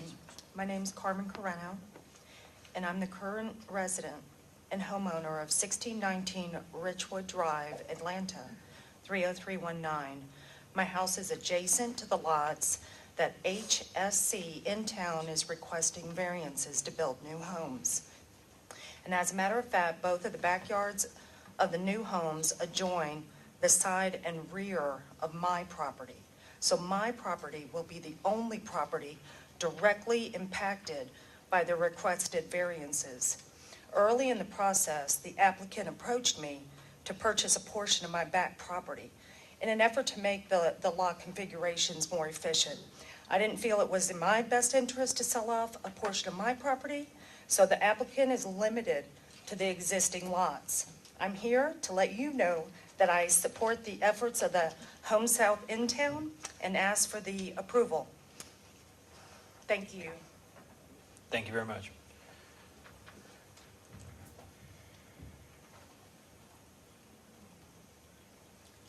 My My name is Catherine Stillwell. I'm the daughter of my parents who own this property. I'm asking that whoever has the final say really take into consideration the pain that I feel in seeing my parents live in such a situation and not be able to do more and move towards me. I physically cannot travel to the city every day to care for them and to return home and care for my family and work. I worry about my parents every day, and I need them closer to me for their well-being. Sorry. My well-being and my peace of mind. I would like them to live the remainder of their days next to those that love and care for them, and that would be me, their daughter, and their grandkids.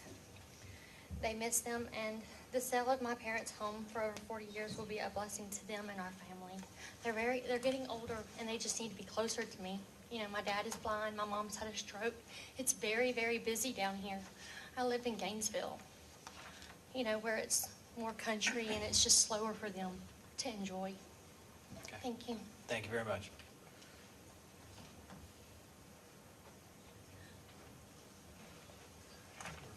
Here y'all are again. Ronnie Mayer. Please state your name. Ronnie Mayer, president of Asher Park Homeowners Association, which you know Asher Park has a problem with front setbacks, but this is not in Asher Park. I'm kind of hooked up with Hometown because my wife is their real estate agent. But like I say, you know, like I know, you have the good builders in Brookhaven and the bad builders.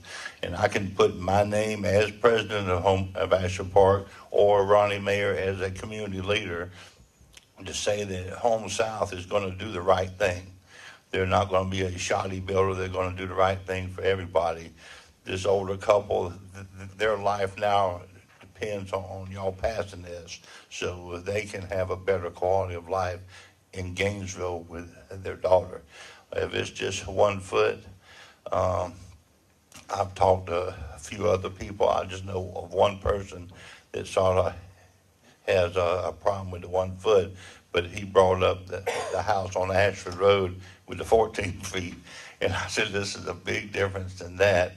And while I got a half a second left, I'll tell y'all, I'm really upset at the city for the second time in 3 meetings throwing y'all under the bus to make a decision of something with this thing with the ping pong and other thing that was not your Stick fault. to the case at hand. We're under the clock for this case. You're in favor of this application, Yeah. Ronnie. Okay, but I am definitely in favor of it, and you're gonna have 2 $600,000 to $700,000 homes that will improve the tax base and bring in some more sidewalks and stuff for Brookhaven. Thank you. Thank you. Is there anyone else present that would like to speak in favor of the application? All right. Is there anyone present that would like to speak in opposition to the application? Please come forward.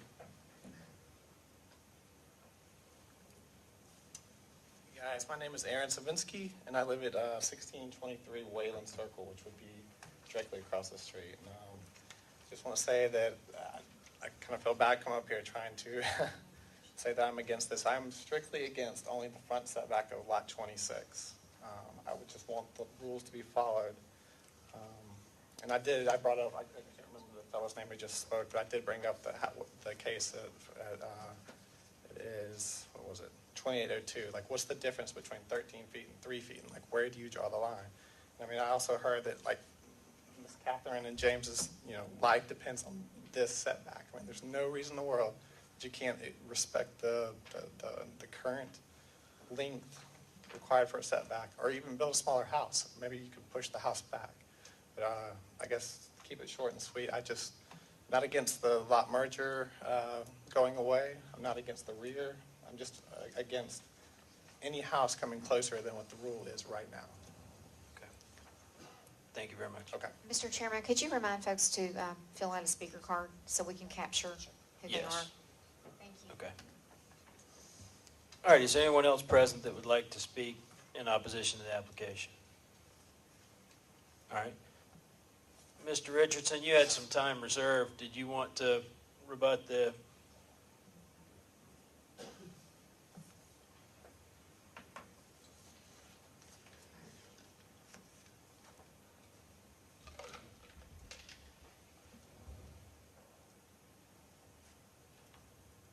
I just wanted to offer with the front yard average setback,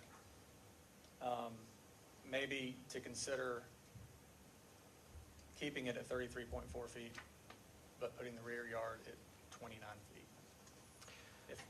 If that's possible, or. Unfortunately, it's not, because we cannot, as a board, grant more than what's been requested in the application that was advertised for. Okay. We can only reduce. So, unfortunately, we can't do that at this point in time. Okay. All right, thank you. All right, that concludes the public comment portion of this case, and we'll go ahead and open up to the board for discussion. I'll be happy to start. I'll start. All right, go ahead. I got a burning question in my mind. I do too. You're going to beat me to the. The average setback being 33.4, as I understand it, is 3.4 feet further than well, not just the existing home, but the setback required per zoning, right?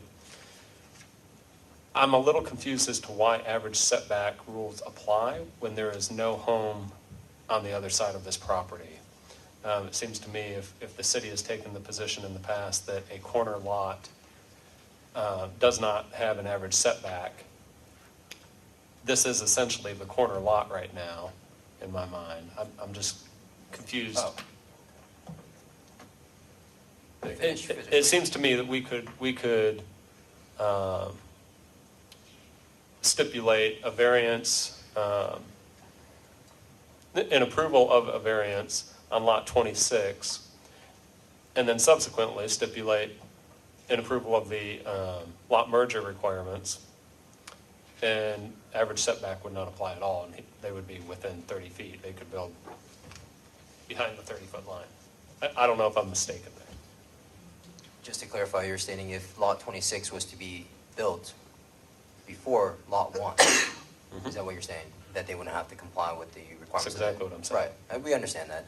And that explanation was given to the applicant. But we also stated again, we can't necessarily determine which one may come first. I understand, they have the option of building one or the other. It may ultimately come down to, again, who purchases the property and which lot is purchased first. So what we did essentially was, just in case, if there are any issues up front, we wanted to get that covered when they're here at one time, not to come before you again if there is an issue with an average front yard setback. So they were trying to fit it within that average setback, and that's the reason why it's been brought before the board. But Thank you. if the applicant were to permit lot 26 first, their front setback would be 30 feet. That is correct, because there's no such thing as an average of 1. That is correct, sir. Okay. All right. So I've been waiting to ask you that question for 4 weeks, Mr. Curry. Somebody may take exception to what you're saying. I understand. So I guess I have a question for Mr. Richardson. Do you intend to build both of these houses at the same time? Or and if I'm getting too much into your personal business, feel free to tell me so. But I guess the comment I'm going to make is, you could withdraw your variance application for the front yard setback for lot 26. And if you submitted your permit for that lot the day before you submitted it for lot 1, you could use a 30-foot setback and be in complete compliance with the zoning code. Right. Are you aware of that? I think that's what's been stated on the record. Okay, I understand. You're buying both lots, right? We are. As far as which lots, at this point, we don't know. I think if it allows us to build a home on lot 26, for us to be able to fit the home there, I think that we would probably permit that first. Okay. All right. Anybody have any? You're getting ahead of me, Mr. Nama. Are you proposing that we change basically what I thought was going to be an agreement on, say, 32 feet and on lot 26 for the front and 30 feet in the back? And then Well, I guess 30 feet in the back on lot 1 and... my question to staff would be, if we were to approve a average front yard setback reduction from 33.4 to 32.4, if we approve that, is the applicant bound to that if they permitted lot 26 first? I'm just trying not to pigeonhole them into something here. So are you saying that the way the variance request was drafted to talk about reducing an average front yard setback is essentially Well, I'm inaccurate? saying if we reduced an average front yard setback to 32.4, and then it was later determined that there was no average front yard setback, then I guess they could apply that way. I'm willing to go with your recommendation. But if we're going to condition them at 32.4, I want to give the applicant an opportunity to withdraw their.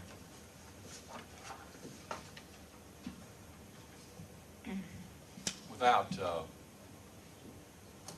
guess, my view would be that you approve the lot merger, and then if he chooses to build the lot on lot 1, then you would have the average front yard setback.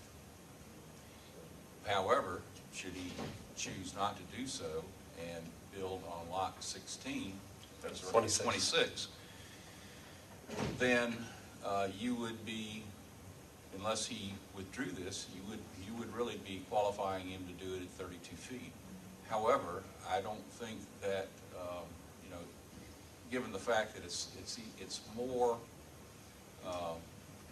it's a larger setback, one could argue that you agreed to the merger, so therefore the larger setback applies. But I think you're correct, Mr. Chairman, that the applicant could withdraw the front yard setback variance and go to 30 feet if he built that house first. Okay. But you feel like that if we were to grant an average front yard setback at 32.4, that's what he's going to be stuck with? That's right, because there are other... Even though an average front yard setback wouldn't apply? Well, Force an average setback. well, you're forcing, are you saying that the setback is going to be 33.4 or whatever the number is, 32 feet, and we're going to agree to the merger, to the, allowing you to have 2 lots? So, I mean, there's an argument there. Okay. That somebody could come in and say, well, you let him get 2 lots, but he agreed to 32 feet. Okay. It's not a question of the application of the front yard setback, even though that's what's driving this. It could come back around and be argued differently. What's the applicant comfortable with? Yeah, we're trying to solve his problems. We ought to let him tell us what he wants. I think it would make sense to me to withdraw the average front yard setback request. All right. So the question we have in front of us is to reduce a rear yard setback from 40 to 30 feet on both lots, and to waive the lot merger requirements. And I know there Wait was... a minute, he said he was okay with 35. I understand, I'm just reading it as stated, and then we can vote, or someone could make a motion conditional upon the staff recommendations.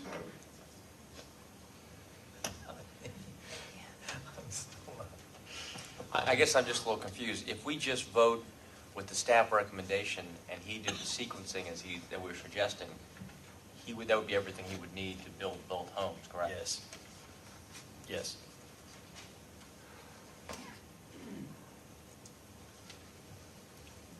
I'll go ahead and move to approve the ZBA 14-09 for the rear yard setback on, I guess it is lot 1 to the 30 feet. Did I have that right? 35? No, 35. I've got it backwards. 35 feet. The rear yard setback on lot 26 to 30 feet. And to waive the lot merger requirement at 1628 Wayland Circle. And would you like to condition that? Conditioned on the 2 recommendations in the staff report. All right, we have a motion. Do we have a second? Second. All right, we have a motion and a second for approval of ZBA 14-09 as conditioned. Any discussion? All right, all those in favor, please signify by raising your hand and saying aye. Aye. All those opposed? All right, passes unanimously. Mr. Chairman? Oh, we're finished with that case, correct? I wanted to Yes. jump in here before you. Yes. I move to move case CBA 1411 ahead of CBA 1410. Okay.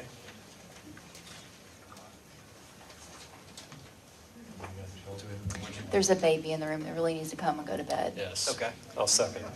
Thank you. All right, we have a motion and a second. All those in favor, please signify by raising your hand and saying aye.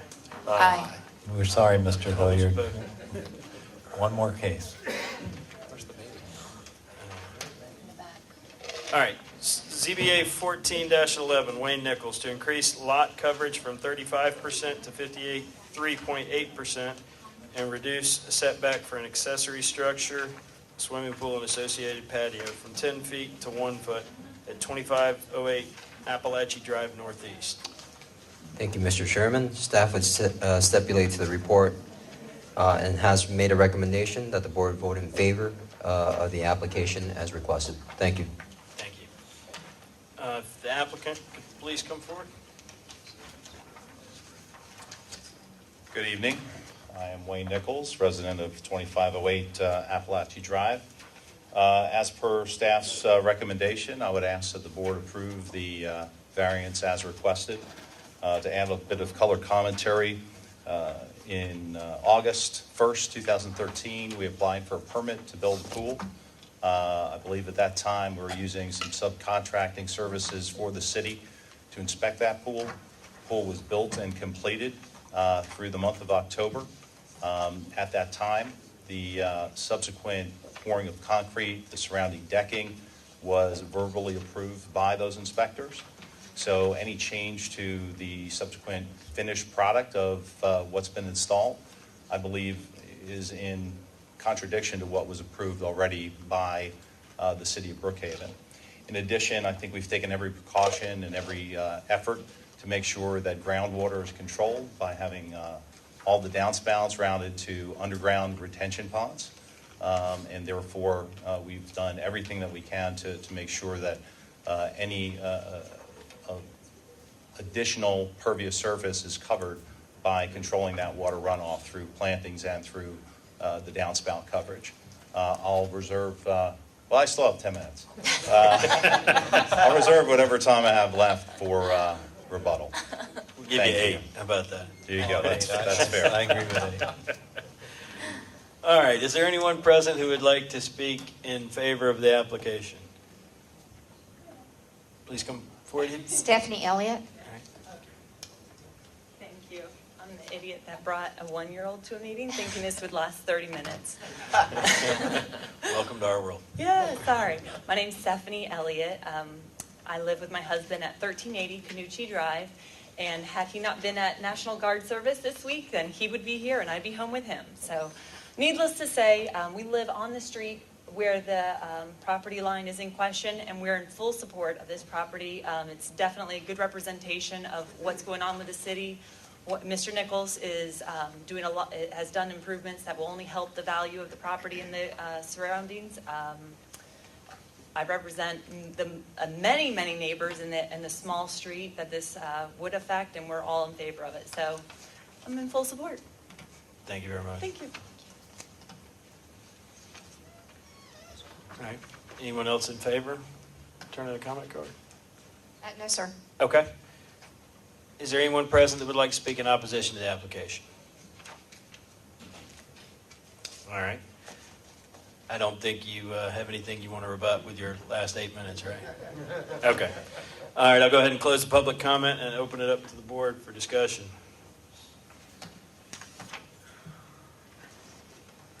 And I'll make a comment. You had me at getting Mr. Porter to write a letter in support of it.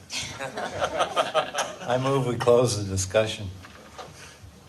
I did. I mean, close our discussion, the board's discussion. So you'd like to Call make the a motion? question. Call the question. I am open for a motion at any time, Mr. Beardsley.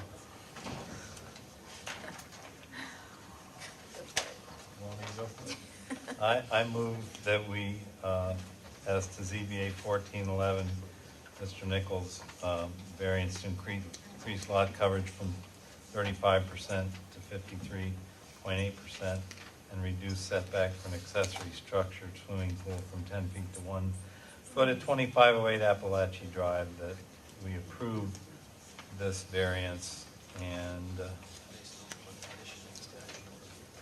based on the singular condition of the staff report that it take place in accordance with site plan, which I believe it already has.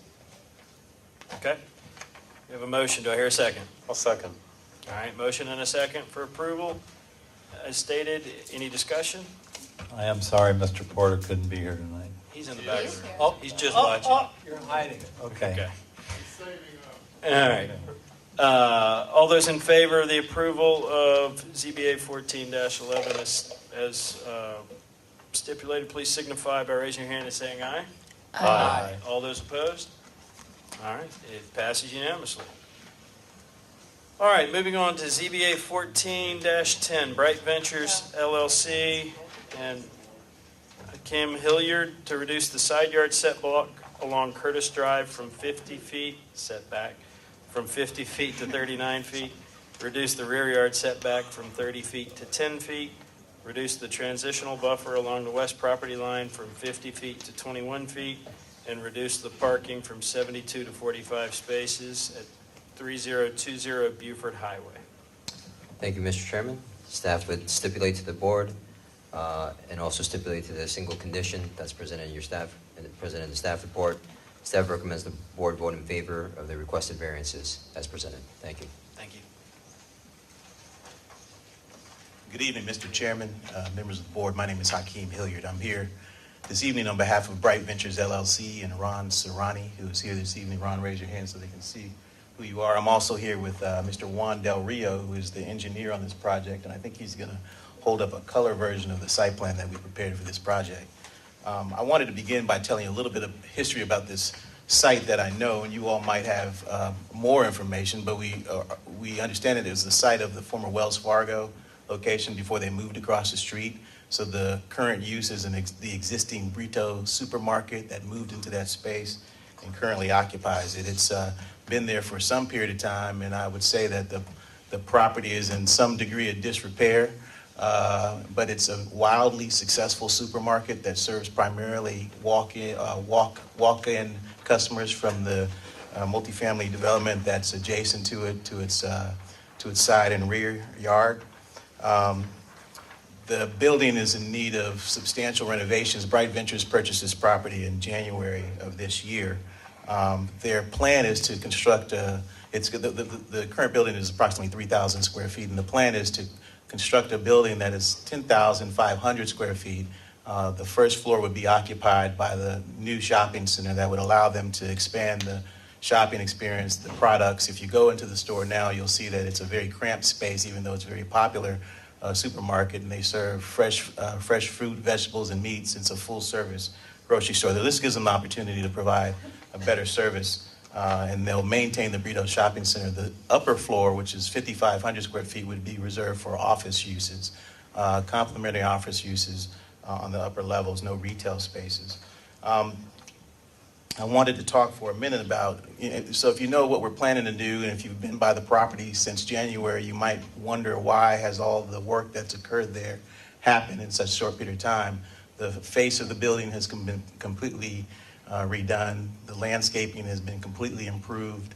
32 cameras have been installed all around the existing building. And I think that speaks to who the applicant is. And I want to just take a second, even though it's not directly related to the request, to make sure you understand who Ram Sarani is. He's the president of the American Pakistani Chamber of Commerce in Georgia. He's the president of the FBI Citizens Academy Alumni Association, the first Asian to ever serve on that committee. And because of these efforts and other community efforts that he's involved in, he's very tuned into development projects that he's done, and he's done several all over the region, many associated with service station developments, but sometimes strip shopping centers, and he knows how to develop a site in a way that promotes safety and convenience for its customers. So the design that he's got addresses that, but he wanted to begin immediately with the property that he's got and improve it. So he's invested several $1,000s in what he hopes is just a temporary solution until he's able to develop this new development. As was stated, we've requested 4 variances. In fact, the current building violates 3 of the 4 variances we're requesting. We're already in the transitional buffer. We're in the front yard setback. We are non-conforming as to parking as well. So while it looks like a lot on paper, we believe have come up with a reasonable plan to fit this development in the appropriate space. The billable envelope is very small if you look at this corner lot site, and this was really the best location to put the new building. If we move to the southern side, which is the side yard there, that's the apartments, units are there. The rear yard, even though that's a part of the complex, has no buildings behind it. There's a wrought iron black fence that circles the property. We propose to put mature trees. There's several that are there already on the southern side. We propose to put more so that in addition to the physical barrier, that there'll be some visual, natural sound and light and privacy barriers that are added to the development. As you can see, we propose some of the landscaping is existing, but there's some additional landscaping in the parking area. We've got a pedestrian access. We've figured out that most of the pedestrians that come out of the apartment complex to the right come down the hill. So we're adding sidewalks all along Curtis Street. We're not doing the sidewalks on Buford Highway because the city is doing that themselves. So we're going to have sidewalks all the way around that don't currently exist on the property. We believe that we're going to have also a solution for those that do want to access from Buford Highway that are walking to have a clear line of demarcation and walk to the development there. We also wanted to say that, okay, let me see here. Let me make sure I'm covering everything I want to cover. So we're excited that this project is designed in this way. We believe it's going to be a positive addition to this corner. Again, I wanted to also say that we prepared letters and delivered them, and in some cases by hand, to the 22 adjoining property owners, predominantly businesses, where we told them what the project was, and we gave them a copy of the site plan. No negative feedback. About 4 or 5 people that we were able to talk to gave very positive feedback about what we were proposing. So we're hoping that this is going to be a positive addition. Mr. Sarani is excited to be in the neighborhood and excited to be here. We're available to answer any questions that you might have about the project. And thank you very much. Thank you. I believe you have 5 minutes reserved in case you need that for a vote. All right, is there anyone present that would like to speak in favor of the application? No speaker cards. All right. Is there anyone present that would like to speak in opposition to the application? No speaker cards. All right. Seeing as how we have no opposition, we'll go ahead and close the public comment and open it up to the board for discussion. I'd personally like to commend the applicant for its investment in this part of the town that the city is trying to make improvements on. And, you know, I think it's just a wonderful project, and I'm proud to support this variance application. All right. Now we'll go ahead and call for the question if there's no more discussion. Come on, Jed's been making them all. Somebody step up. Just about to. I moved that we approved the minutes earlier, so. Well, thank you for that, Glenn. I'll move to approve the, what number is this here? ZBA 14-10, subject to the one recommendation by staff. I'll second that. All right, we have a motion and a second for approval of ZBA 14-10 as conditioned by the staff report. Any discussion? All right, seeing as there's none, all those in favor of the approval of ZBA 14-10, please signify by raising your hand and saying aye. Aye. All those opposed? All right, variance is so granted. Thank you. Well, Thank you. All right. Moving on, ZBA 14-12, Alton Moss to increase lot coverage from 35% to 39% at 1380 Sylvan Circle. Thank you, Mr. Chairman. Staff will stipulate to the report, and staff has made a recommendation that the board deny the variance as requested. Thank you. Thank you very much. All right, could the applicant please come forward?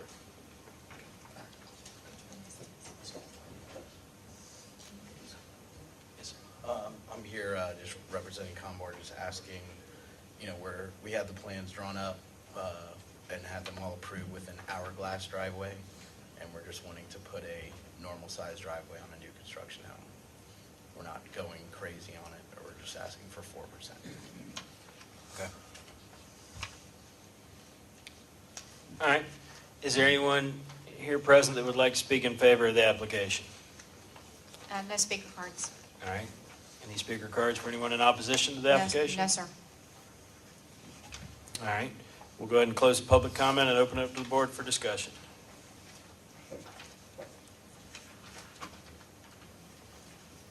normally on a simple request like this with a no opposition, we consider it favorably. However, the staff has recommended denial, and so if the staff could elaborate on why they're recommending denial, I think it would be helpful.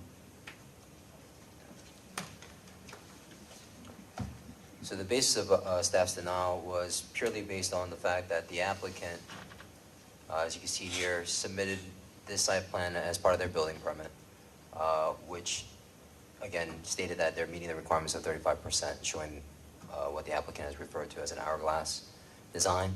We felt that, again, this is moving forward.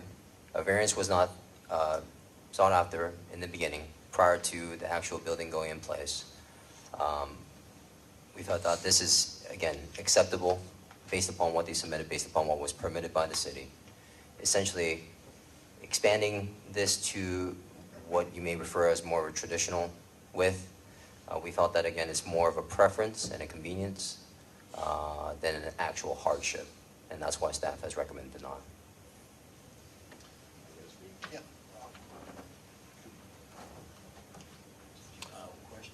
Well, I was going to ask what the rationale for the request was. Currently, we're building 7 houses in Brookhaven, all within, 200 yards of each other. And this lot is a pie-shaped lot. It's actually 50 feet by 43 in the back, where most lots are 50 by 50.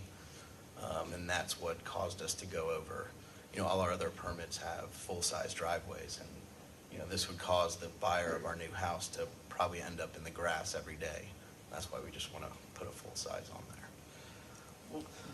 The driveway that you had drawn on the original site plan was 6.5 feet wide. At one certain point. Right. But it goes to 18. Right.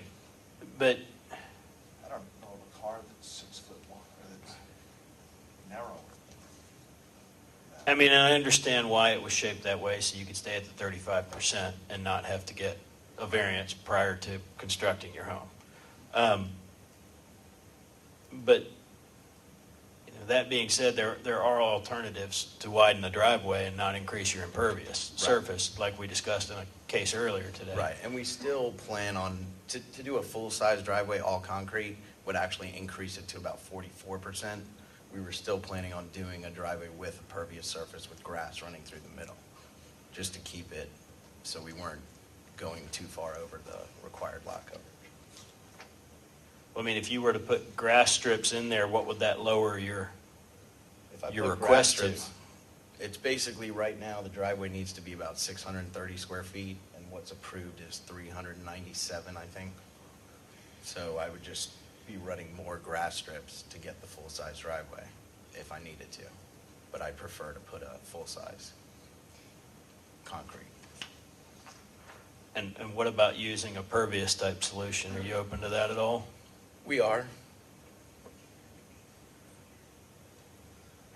Because then you could put a pool and all other kind of stuff there. Still can't. Like most lots down there are 50 by 200, and the 6 others we're building are all those exact size, so we've never had this issue before. But this lot, because it drops in the back and it's sort of pie shaped, that's where we slightly went over. And we did adjust the size of the house too to help that also. Mr. Moss. We adjusted from our normal building plan. We just You made it smaller? We made it smaller compared to all the other houses that we're building. It strikes me where Mr. Nam is going with his questioning is, if you were to use a pervious surface for the driveway, you don't really need a variance at all. Technically, depends on how much you want us to put, of grass or pavers, of how you want us to do it. Pavers. Pavers. I mean, you could use a paver system that would be, You just have to would separate. basically be zero. Is that how it would be treated, Mr. White? How would you calculate the impervious surface of a paver solution? Would you give them credit for? We could give credit depending upon the design and installation. Properly designed, a paver system can receive the majority of the rainfall events during the year and mimic, as far as its capacity to receive rainfall and not generate runoff, can mimic a pervious surface. All right. As an alternative, if there were an increase in impervious by 4% as requested, would a mitigation system for collection of roof rainwater maybe offset that if a flow well system was put in? I mean, would that be Certainly it what could. you'd view as an acceptable trade-off? Would the applicant be interested in possibly installing a flow well system to catch your storm gutters in exchange for adding 4% impervious? Depends on how you want us to do that. I mean, the lot's extremely tight. I mean, we could. Well, that doesn't have to go inside of your building box. I mean, that can go under the grass in the backyard, Right, but that isn't going to flow into the neighbor's yard is the question. but it's all staying on your lot. If it's piped underground properly. Right. The lot angles this way and it goes Right. right into the neighbor. So the flow of water is half the reason why we're needing a little bit more driveway space so we can direct the land the other way. Throw me a bone. I'm not asking for 50%. No, I understand. I understand. To get a normal sized driveway on the house. I mean, all our others are sold, and we're only improving value in the neighborhood. Okay. It just seems to me we've got a very reasonable solution in having a paver-based driveway where a variance is not needed at all. And I understand it's only 4%, and I understand that the lot is slightly pie-shaped, but I'm actually inclined, and I did not think I would feel this way, but I'm inclined to agree with the staff report that it should be denied, and I believe the applicant had every opportunity on the front end to apply for a variance with the building permit and plan for a wider driveway. That was not done. I believe there's a valid solution on the table right now to go to two valid solutions. One, to use a flow vault, but two, to go to a paver solution, and you don't need a variance. I'm in agreement with Mr. Self. I think it's hard to find a hardship not created by the applicant here.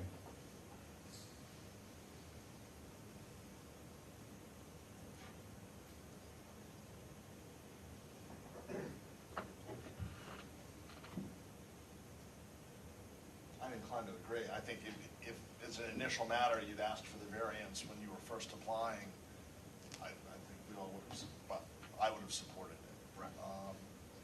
And I want to support it now, but I guess the reluctant, I just wish you weren't reluctant to putting some pervious. That to me is easy, and we could have been through 5 minutes ago. Right. And that's why I'm here. Or We don't necessarily want to do that, but. Okay. would you entertain doing a flow well system to mitigate some of the increased impervious coverage? Okay. I think based on Mr. White's comments that, he felt that would be an acceptable trade-off. That's something I'm comfortable with. I think if you're capturing your roof runoff and putting that into a flow well system, I think you're accomplishing, something very similar. So that would be,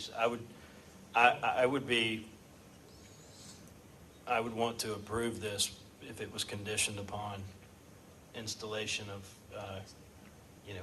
capturing the roof runoff in a mitigation system. Mr. Moss, were you going to actually, rip up the end of the driveway, create a new line of demarcation between the old and the new concrete, and just pour basically a There's new... no concrete there. Driveway there yet. There's no It hasn't driveway. been poured yet. Oh, that's not there yet.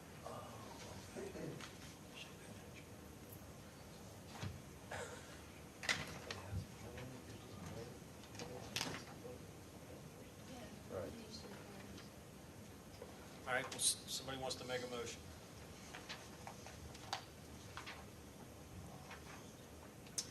I would,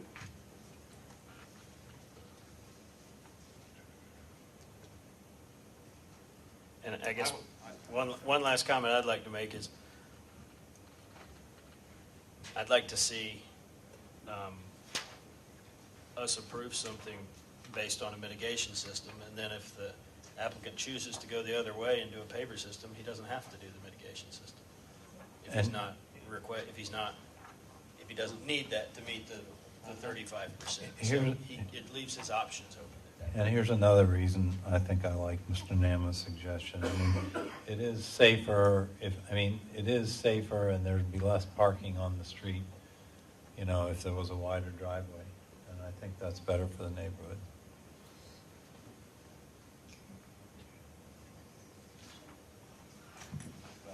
I'll give it a shot. All right? You want to help keep me on the straight and narrow, then please help me. I would move that we would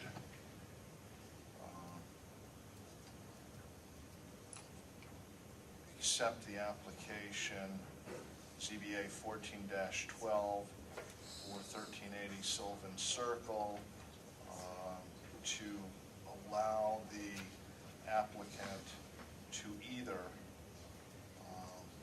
install or to expand the width of his driveway as applied, provided they install a stormwater retention, Stormwater runoff mitigation system stormwater approved by the runoff Community Development mitigation, Department. As it would be equivalent to the, It's approved by the community. is approved by community development. Or alternatively, they could elect to utilize it. I don't think we need to make an alternative. No. No, because if they choose not to do the mitigation, they would have to go with the alternative. Okay. So I think you're leaving the options, Okay, stopping at that point. I'll second. that's what I knew. All right. We have a motion and a second for approval of ZBA 14-12 as condition. Any discussion? All right. All those in favor, please signify by raising your hand and saying aye. Aye. All those opposed? All right, motion so granted. And that's clear enough for the staff, right? Very clear. Thank you. Crystal. All right, moving on. ZBA 14-13. I apologize for saying your name incorrectly, but Michaeline and Gerald Donegan reduced the side yard setback from 10 feet to 5.2 feet at 3028 Mabry Road.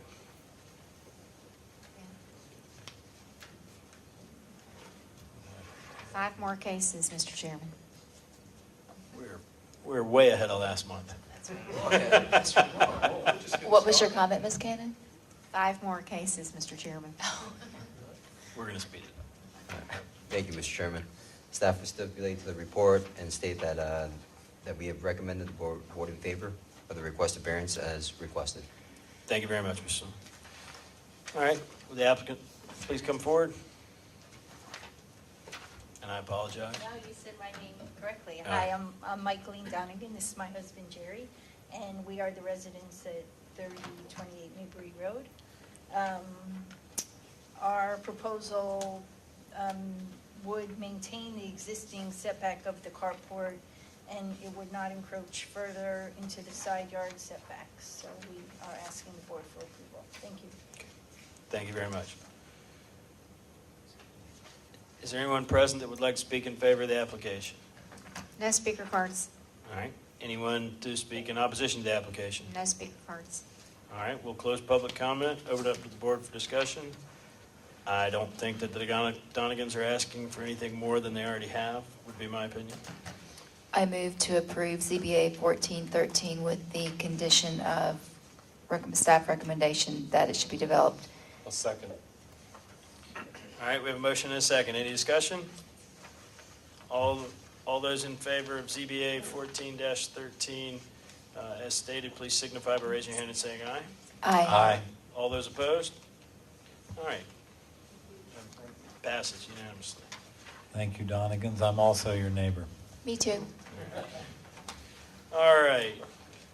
ZBA 14-14, Ryan and Irina Connolly to reduce a rear yard setback from 30 feet to 15 feet for a deck addition and reduce setback for an accessory structure or fireplace from 10 feet to 3 feet.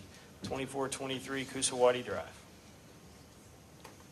Thank you, Mr. Chairman. Staff has stipulated to the report and would like to state on record that the staff recommends the board vote in favor of the variance to reduce the rear yard setback from 30 feet to 15 feet, and would also recommend that the board vote to deny the reduction of accessory structure setback from 10 feet to 3 feet, and would also stipulate to the condition as stated in the staff report. Thank you.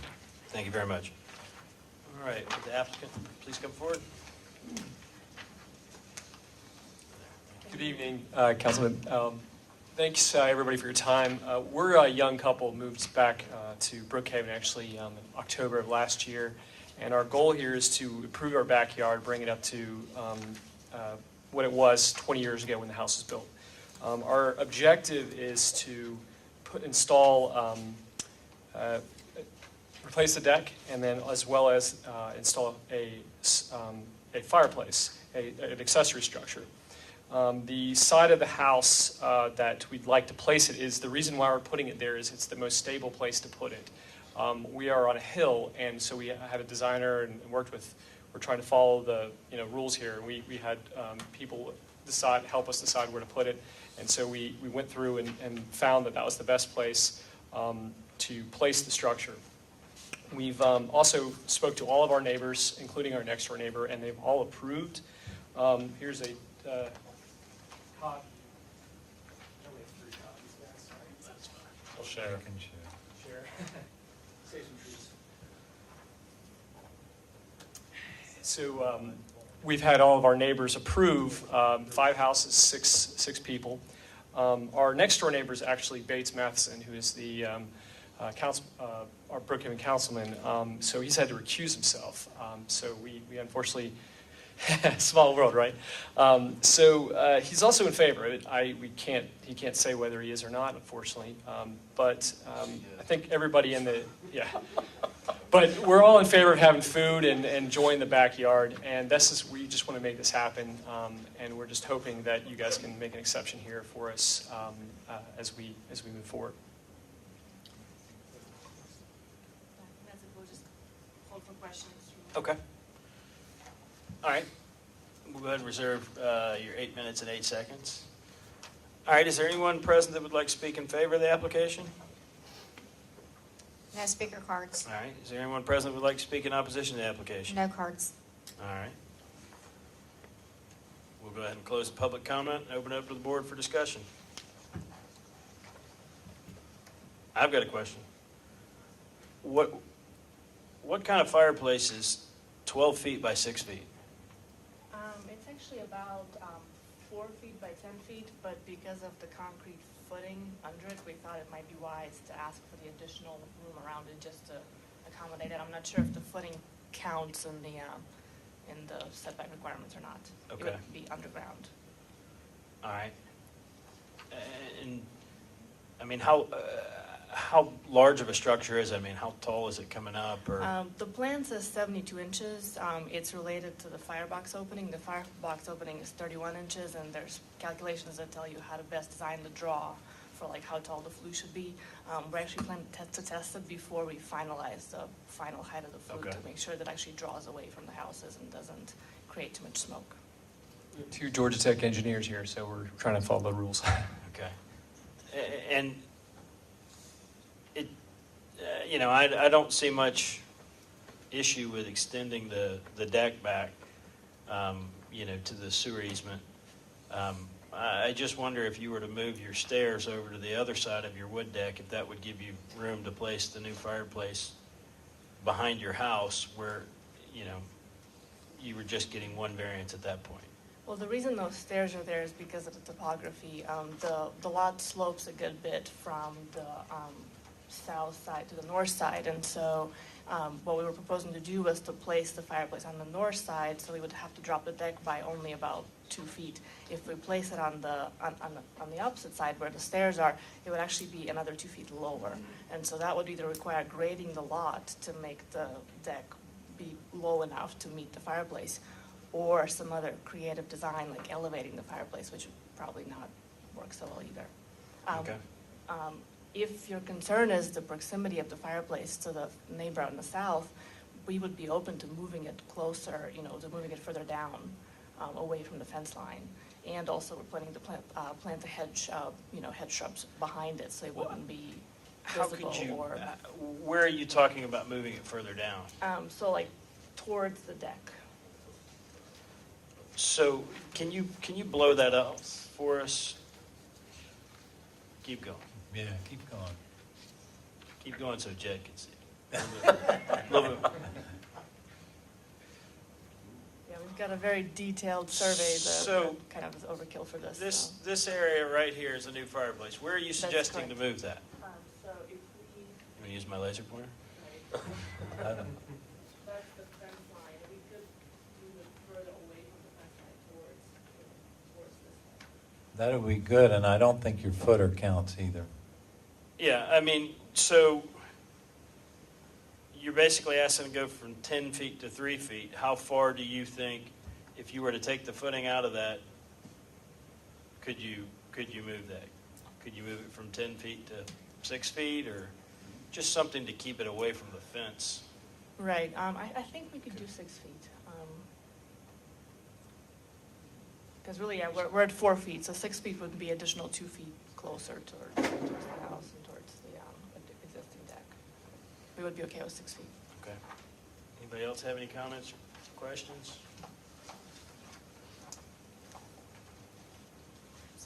It's hard to say that not having a fireplace is a hardship.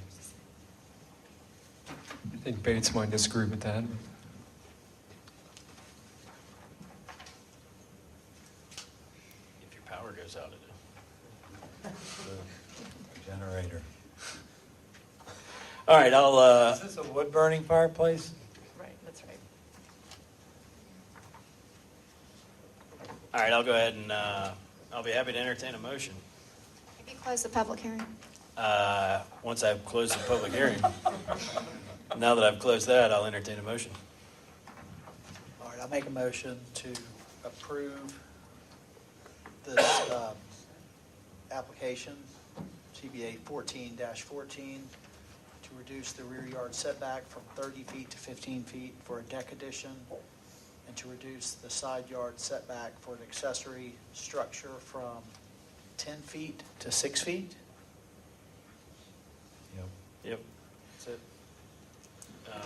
And with the and staff the condition. Staff condition. And also pertaining to other staff conditions. I would like to second Mr. Gibson's motion. All right, we have a motion and a second for approval as stated. Any discussion? All right. All those in favor of the approval of ZBA 14-14 as stated, please signify by raising your hand and saying aye. Aye. All those opposed? All right, passes unanimously. Ms. Cannon, we only have 3 left. Better than last month. I move for a comfort break, 2 minutes. How about 5? Because you Five? can't go into. Okay. All right. I move for a 5-minute comfort. We're going to take a 5-minute recess and we'll be back at 9:40. We have been sitting here for 2.5 hours. Meeting back to order. Do I need to make an announcement on that now, Susan, or should I wait till the end of the meeting? Maybe make it now since there are people in the audience. Okay. I'd like to go ahead and make an announcement that next month's ZBA hearing will be held on Tuesday, May 20th in the new City Hall location instead of May 21st as originally scheduled. Mr. Chairman, if you would get a motion in a second, approval of the board. We're going to do that if I can get a motion. I'd be happy to move that we meet on Tuesday, May 20th at 7 p.m. in the new City Hall location. Which is at 4362 Peachtree Road. Amen. Second. We have a motion and a second. Any discussion? All right, all those in favor of moving our May meeting to the date stated in the motion, please signify by raising your hand and saying aye. Aye. All those opposed? All right, passes. All right, ZBA 14-15, Ralph Riley, reduce stream buffer from 75 feet to 50 feet to construct a single-family home at 2465 East Osborne Road. Thank you, Mr. Chairman. The staff would stipulate to the staff report and would recommend that the board vote in favor of the request with the condition, with the single condition, again, that's represented in the staff report. Thank you. Thank you, Mr. Sommer. And the staff would also note that this particular application for the stream buffer variance was received after expiration of the moratorium and prior to the adoption of the new stream buffer ordinance. Therefore, it's within your purview. It's deemed as an administrative denial, which defaults to the board for review. Okay, thank you very much. Mr. Riley? My name's Ralph Riley. I'm with Nellie Posting Custom Homes, and I'm here to request the board support staff's recommendation to get relief on the rear stream buffer at 2465 East Osborne. Just a brief background. After we put the lot in the contract, working with my agent Byron Williamson and the proposed home that we have on the site plan, we recognized that we would need to encroach into the stream buffer in order to build the house that we feel like is commensurate to not only the street and the neighborhood, but the price point and square footage. The rear deck and screen porch is also part of the Brookhaven lifestyle and the Brookhaven buyer. When we sited the house, we pulled it as tight as we could to the front building line, as well as far to the right as we could, rather than centering it, which would have encroached even further into the stream buffer. And then as far as the additional needed relief, it's just to simply grade and to establish the proper backyard around the rear deck and screen porch. Okay. Thank you very much. Is there anyone present to speak in favor of the application?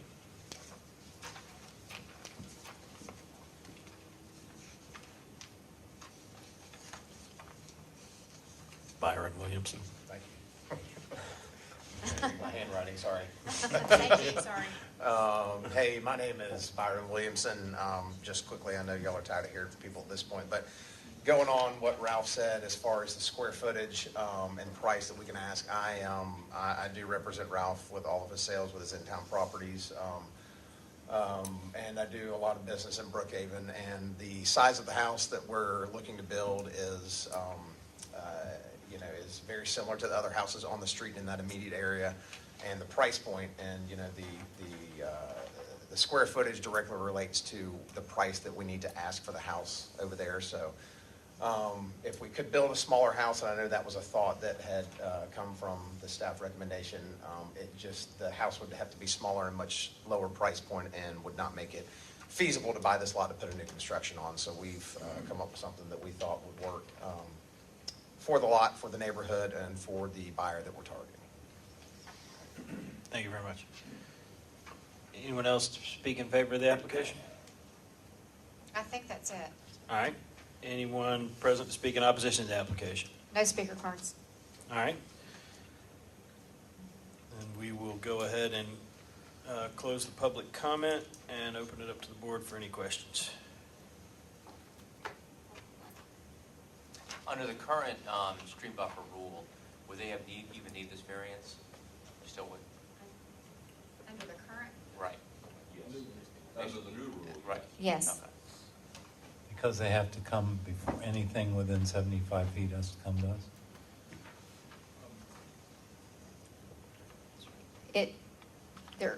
Bennett's going to explain it. Not necessarily anything, but a proposal of this nature would, yes.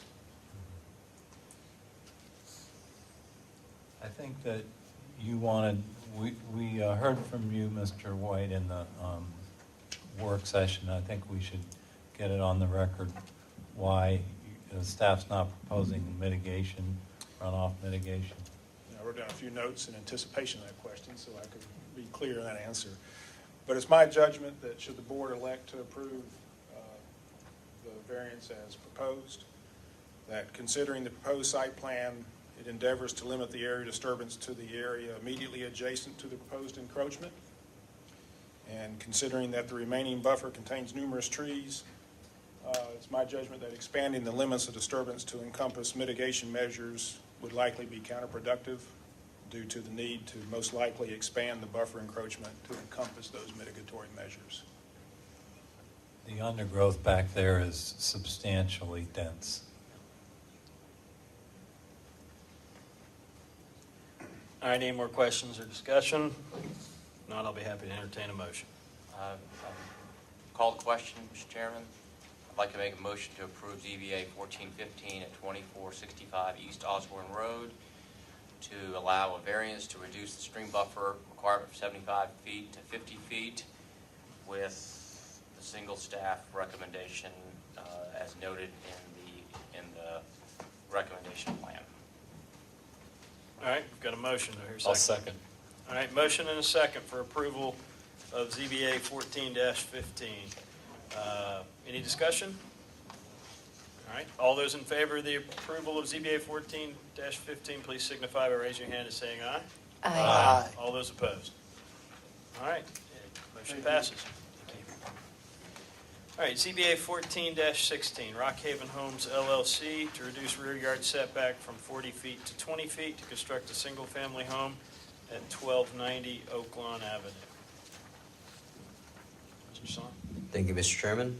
Staff was stipulated to the report, and staff has recommended the board vote to deny the variance as requested. Thank you. Thank you.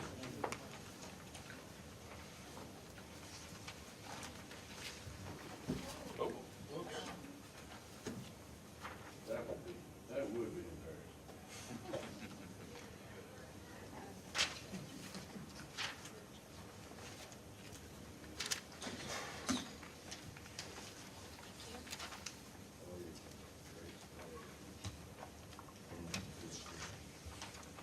Thank you.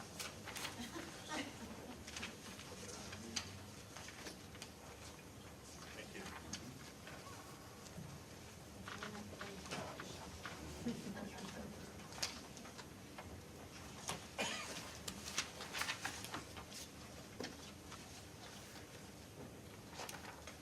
I've got one for y'all too.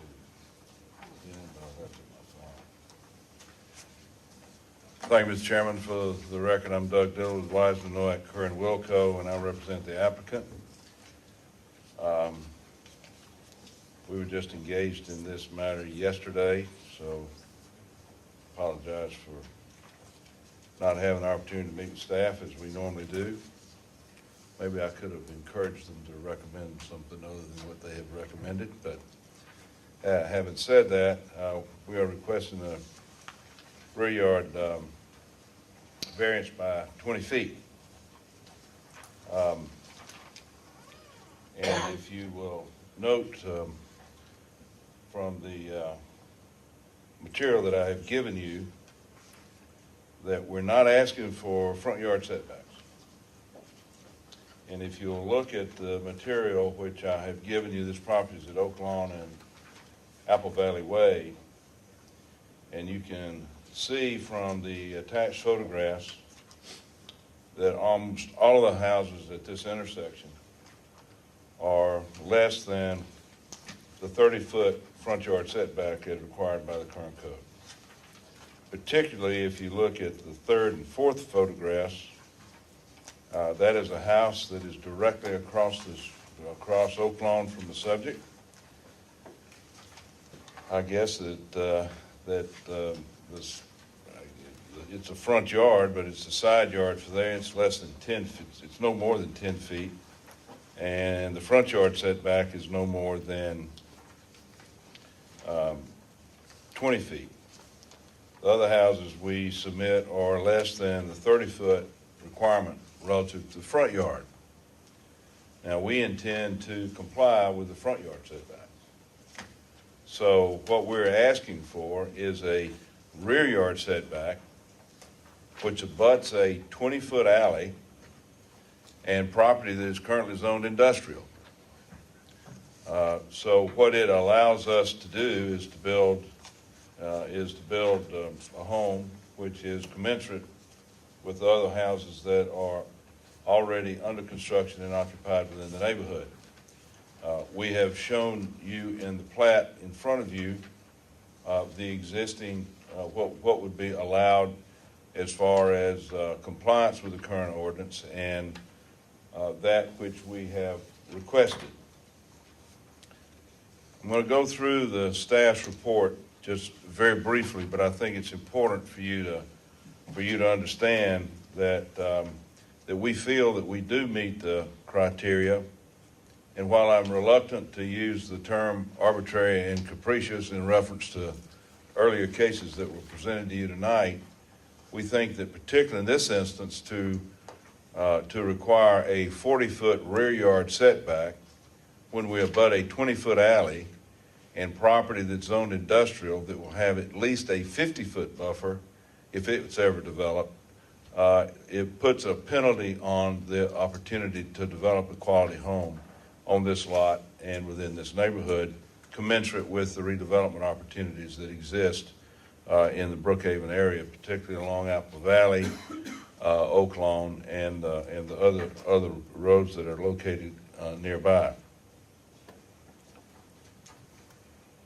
We urge that it does not, that there is no substantial detriment because the shape and narrowness of this lot is unusual. This is a non-conforming lot. It is less than 10,000 square feet and it's zoned R75. So there's the requested building footprint that's been created by the owner is not true because we have inherited a non-conforming lot. Likewise, we're not asking for a special privilege. We're asking for an opportunity to build a home that's commensurate with the redevelopment of other similar lots similarly situated in the neighborhood, and because of its position on the corner where we've got to have 30 feet on both sides, we then are not allowed a significant building envelope that would allow us to build a decent home. The existing structure is something like a 1,200 square foot structure. How does the denial of this affect the public health, safety, and welfare? We think that it's a significant detriment to this property and has no relationship to the protection of the health, safety, and welfare to require the 40-foot buffer. And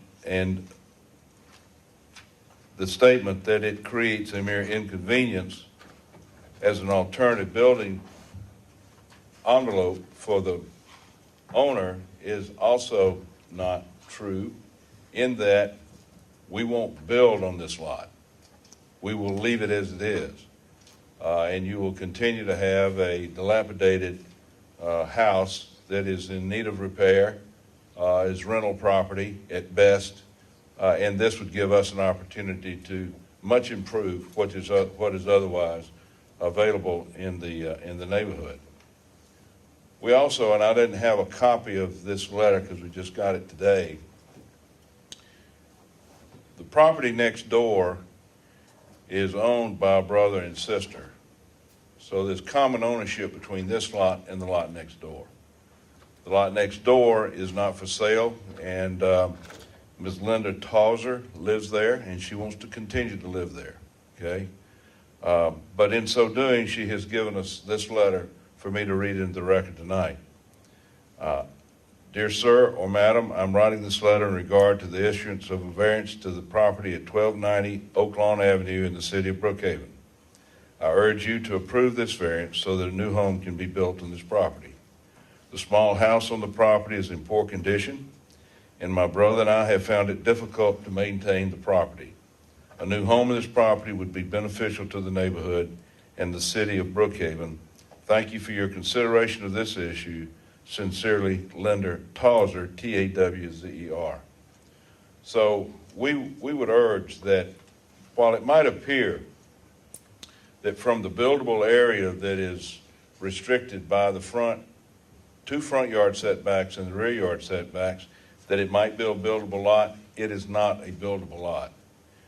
And the proposed 20-foot variance gives us an additional 20 feet to build a more substantial home in such a way that it will contribute not only to the neighborhood, but also to the surrounding and nearby properties, and is in more compliance with the ordinance than any of the lots that front Oak Lawn and Apple Valley across the street from this particular lot.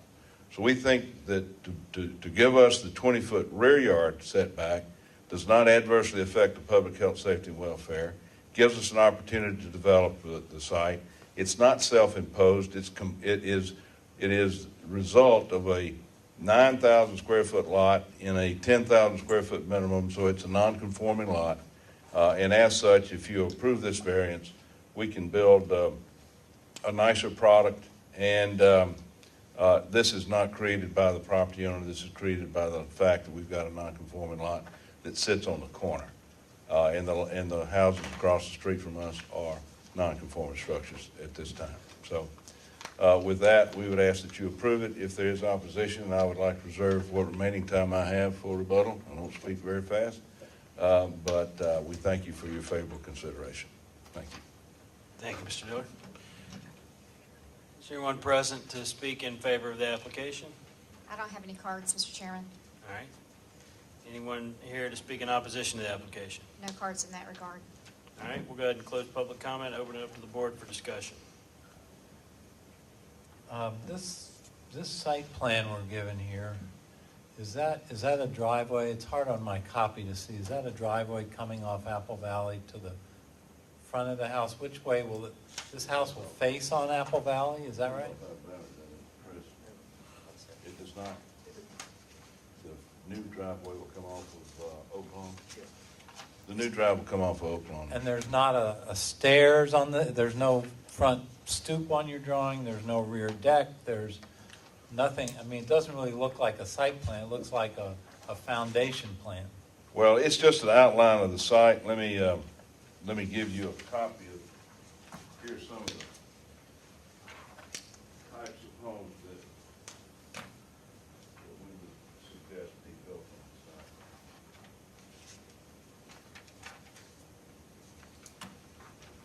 Still, it just looks a little premature without a true site plan.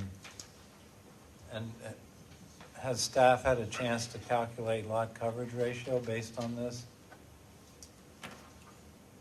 No, sir. It's based on the presumption that they would meet the requirements, which is 35% lot coverage. Yeah, I mean, I think based on the fact that they haven't applied for a lot coverage variance, they wouldn't. Yeah, no, we intend to comply with lot coverage. I've got a couple of questions, and I don't know if you're the person to ask or not, but on the letter submitted with the application in item number 2, the applicant requested the minimum to afford relief. Specifically, they wanted to build a home like the one at 2648 Apple Valley Road. that home has a 44-foot rear setback on it. So I guess I'm trying to figure out how that's applicable. I think that's more the type of home that they wanted to build, not related to the setback that was required. Okay, The size of the lot was bigger. okay. And, I mean, I understand the lot has an irregular shape, but it's got about a 2,400 square foot buildable area on the lot, where you could put about a 40 by 52 box, which I'm having trouble perceiving that as a hardship. I mean, the home that the last applicant brought up here. They got to be built- it's a 1,200 square foot box. So you'd be limited to less than 3,000 square feet. Do what now? It's the existing product, if you look at it's 1,209, I think, on the existing building that's on the existing lot right now, it's about a 1,200 square foot structure. And we feel that's what we'd be limited to. So you could go to 2,400 square feet. Right, but that existing structure doesn't come anywhere close to filling up the buildable area of the lot. Well, it does. If you look at the setbacks on each side, and we've drawn that out. Yeah, but if you trace this area right here, You've got, what I calculated is about 2345 square feet of buildable surface area on the property inside the current setbacks. Okay. Which would allow you to fit a rectangular box, which was 40 by 53. But look at the shape of it. You're not going to build a house that shape. I mean, you might have the square footage. 53? You might have the square footage, but the shape is so irregular, you're not going to build a house on that size, are you? Yeah. You lose that. I mean, you might be right in the actual calculation, but if you look at the angle of the lines and all, you got to square it up. So when you square it up, you don't have that kind I'm of. fully versed in how to square up a box on a lot. I understand that completely. That's why I didn't quote it as a, 58 feet wide or anything like that, like it is at the front. I was talking about there was a rectangular area similar to like what you've got drawn there, that the way I calculated it, you had about 40 by 53, where you could fit an actual rectangle in that box. I don't It just see it seems that like way. there's. I don't see it that way. Okay. Because you've got here's the setback line right here, and here. It's at an angle, so if you cut it across right here, it looks to me like you're gonna lose a third of the buildable area that should otherwise be allowed. Okay. And that just affects the quality of the home. And our position really is that 20-foot setback to the rear, that 40 feet in the rear, against a 20-foot alley and against industrial property is really sort of an arbitrary part. It might work when you've got residences in the back of you, but it doesn't really fit when you're up against a 20-foot alley in the industrial and non-residential property.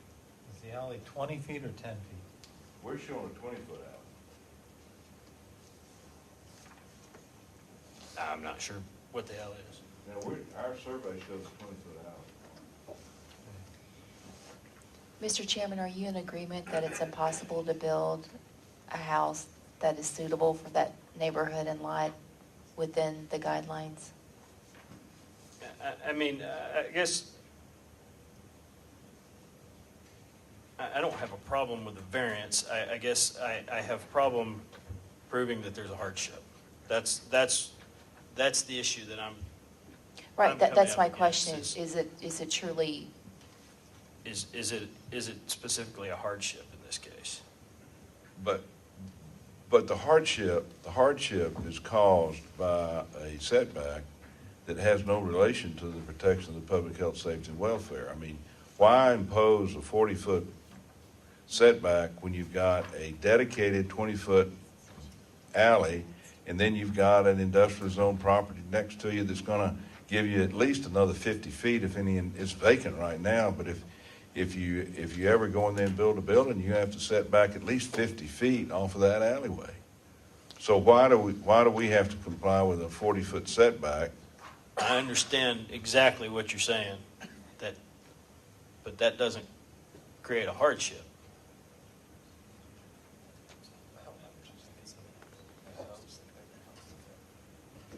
Let me By 62.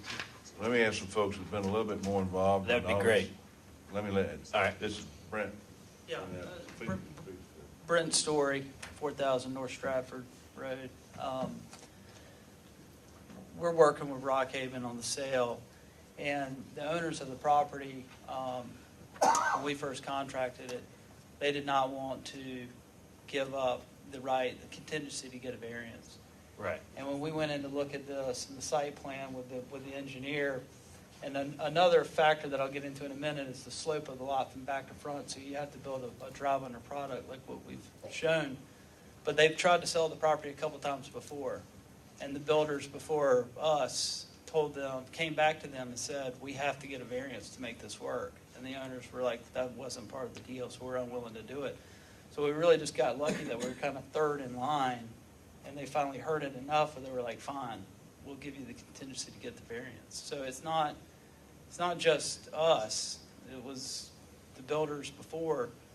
And I do think, Christopher Harris can speak more to the product type, but I do think when you're forced to build a narrower product like that, because we are faced with two front setbacks, a narrow product has to be deeper, to get a marketable floor plan in. So yes, we could build something there, but I don't think it'd be appealing to the market. And we just felt like with the alley, and we have pictures of this alley.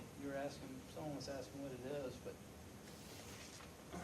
this is the alley that runs behind the house, and there's no property behind. So rather than ask for a 10 front and 10 rear, we felt it'd be more appealing to the board to keep the front as it is, and just go to the rear where there's no house and it's an industrial property.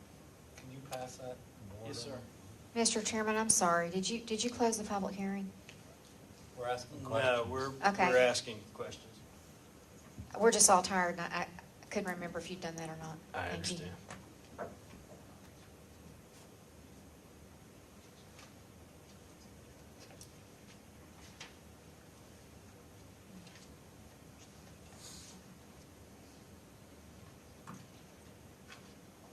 So while Mr. Beardsley is looking at that, I'll go ahead and state my confusion on this case. I feel like I've had a lot of confusion tonight. The staff report indicates that the buildable area is 4,092 square feet as identified with this variance, which building a two-story home seems to me, and I'm not a builder, but you're going to have a roughly 8,000 square foot home inside of that box. That seems larger than what you guys are proposing. What is the actual size of the home you're proposing? Or am I misinterpreting something? I believe what they're, based upon the site plan, the 4,092, I think that's inclusive of 2 stories. That is the 2 That's Yes. 2-story, yeah.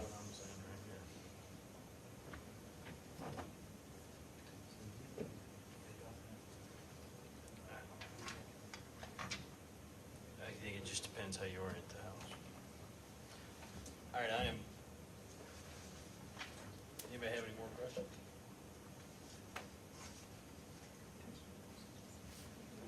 All right, well then we will go ahead and close the public hearing and open it up to the board for discussion.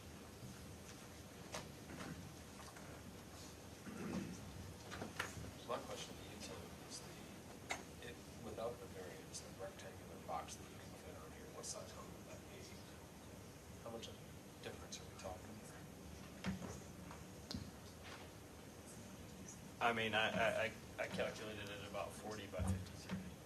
That's what I scaled out.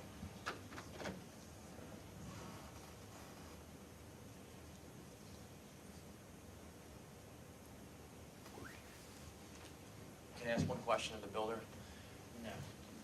Oh, close, sorry. Close that part. Sorry.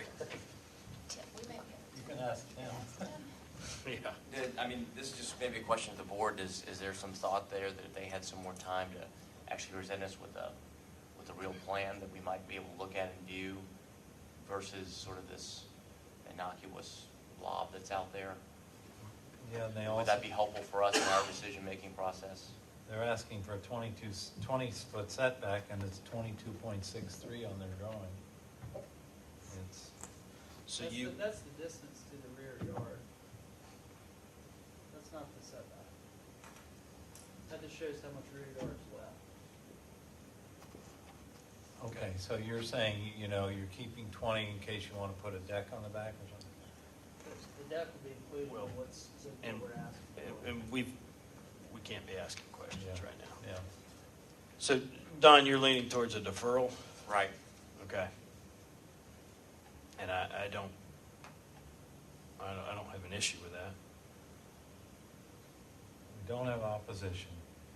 There aren't many houses along here with an industrial zone property to the rear. I mean, that's pretty persuasive to me, that they've got industrial at the back. I mean, the pictures show that, I think there'd be some risk in trying to build and sell a nice house on this corner on Apple Valley. I mean, if they want to take the risk, I don't think they're asking much here. It would improve it. The neighbors, there's no opposition. I don't disagree. I'd be inclined to support the variance. Make a motion. I'll make a motion that we, with respect to the application for ZBA 1416, for the property located at 1290 Oak Lawn Avenue, that we approve the variance to reduce the rear yard setback from 40 to 20 feet for the construction of a single-family residential home. I'll second. All right, we have a motion and a second for the approval of ZBA 14-16. And there were no conditions in that, since there were no conditions in the staff report. All right, any discussion on the motion at hand? All right, seeing as there's none, all those in favor of the approval of ZBA 14-16, please signify by raising your hand and saying aye. Aye. All right, all those opposed? Nay. I abstain. You cannot abstain. Can't abstain? No. No, sir. Let's go ahead and call the question again. Please. All those in favor of the approval of ZBA 14-16, please signify by raising your hand and saying aye. Aye. All those opposed? Nay. Nay. All right, and the variance is denied. All right, moving on. Mr. Chairman, I don't believe it's denied. This is a motion to approve, and it failed. I'm We need a sorry. motion to I'm sorry. deny. Now, I apologize. Now we have, the motion's been defeated. Whoa, no, I think you denied it. Did you not? We failed. That was a No. motion to approve. I'm sorry, Failed it was to a approve, motion And that to motion approve. failed. Okay. failed to all right, approve. okay. So we need Failed motion. we need a subsequent We motion. got a tired room tonight. It's late. So we need another motion? Yeah, we could. Okay. We could have a motion for deferral, we could have a motion for denial. I move to deny ZBA 1416. All right, we have a motion for denial of ZBA 14-16. Do I hear a second? I'll second. All right. All those in favor of well, now we have a motion and a second. Any discussion? So if you. if- I'd rather if- defer it than deny it. Yeah. I agree with I'm that not comfortable comment. with that either. All right, I just don't think they've done enough homework. I here. agree. I'd like to see some more due diligence here. Would you you like to just withdraw motioned your- for a denial. Well, because You vote, if Okay. you They're want not to do, if you want to do a deferral, vote this motion down. Okay, we have a motion for denial of ZBA 14-16. All those in favor, please signify by raising your hand and saying aye. This is the denial. This is my Yes. motion. All right, all those opposed? Nay. Nay. All right, let's try All right, again. that motion has been defeated. I will entertain a third motion Make a motion for deferral. Second. to a Date date certain specific. of May 20th? 20th. May 20th, 2014. We have a motion and a second for a deferral to May 20th. We do have a motion and a second. Any discussion?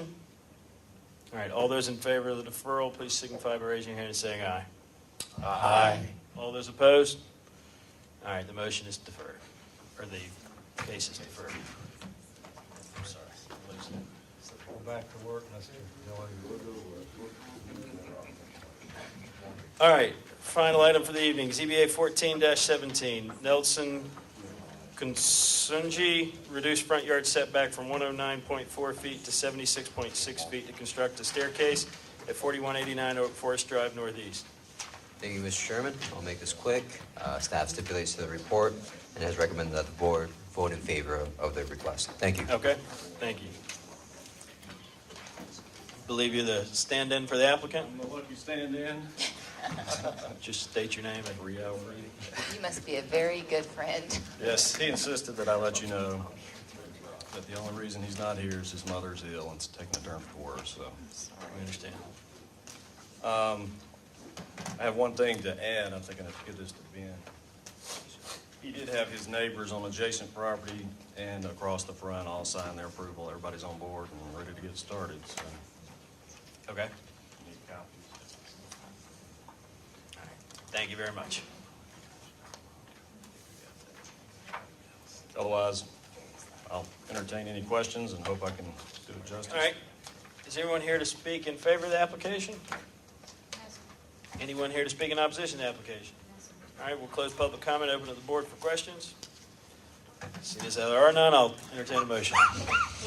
I move that we approve ZBA 1417 to reduce the front yard setback from 109.4 feet to 76.6 feet with the addition of a front entry staircase to a new single-family structure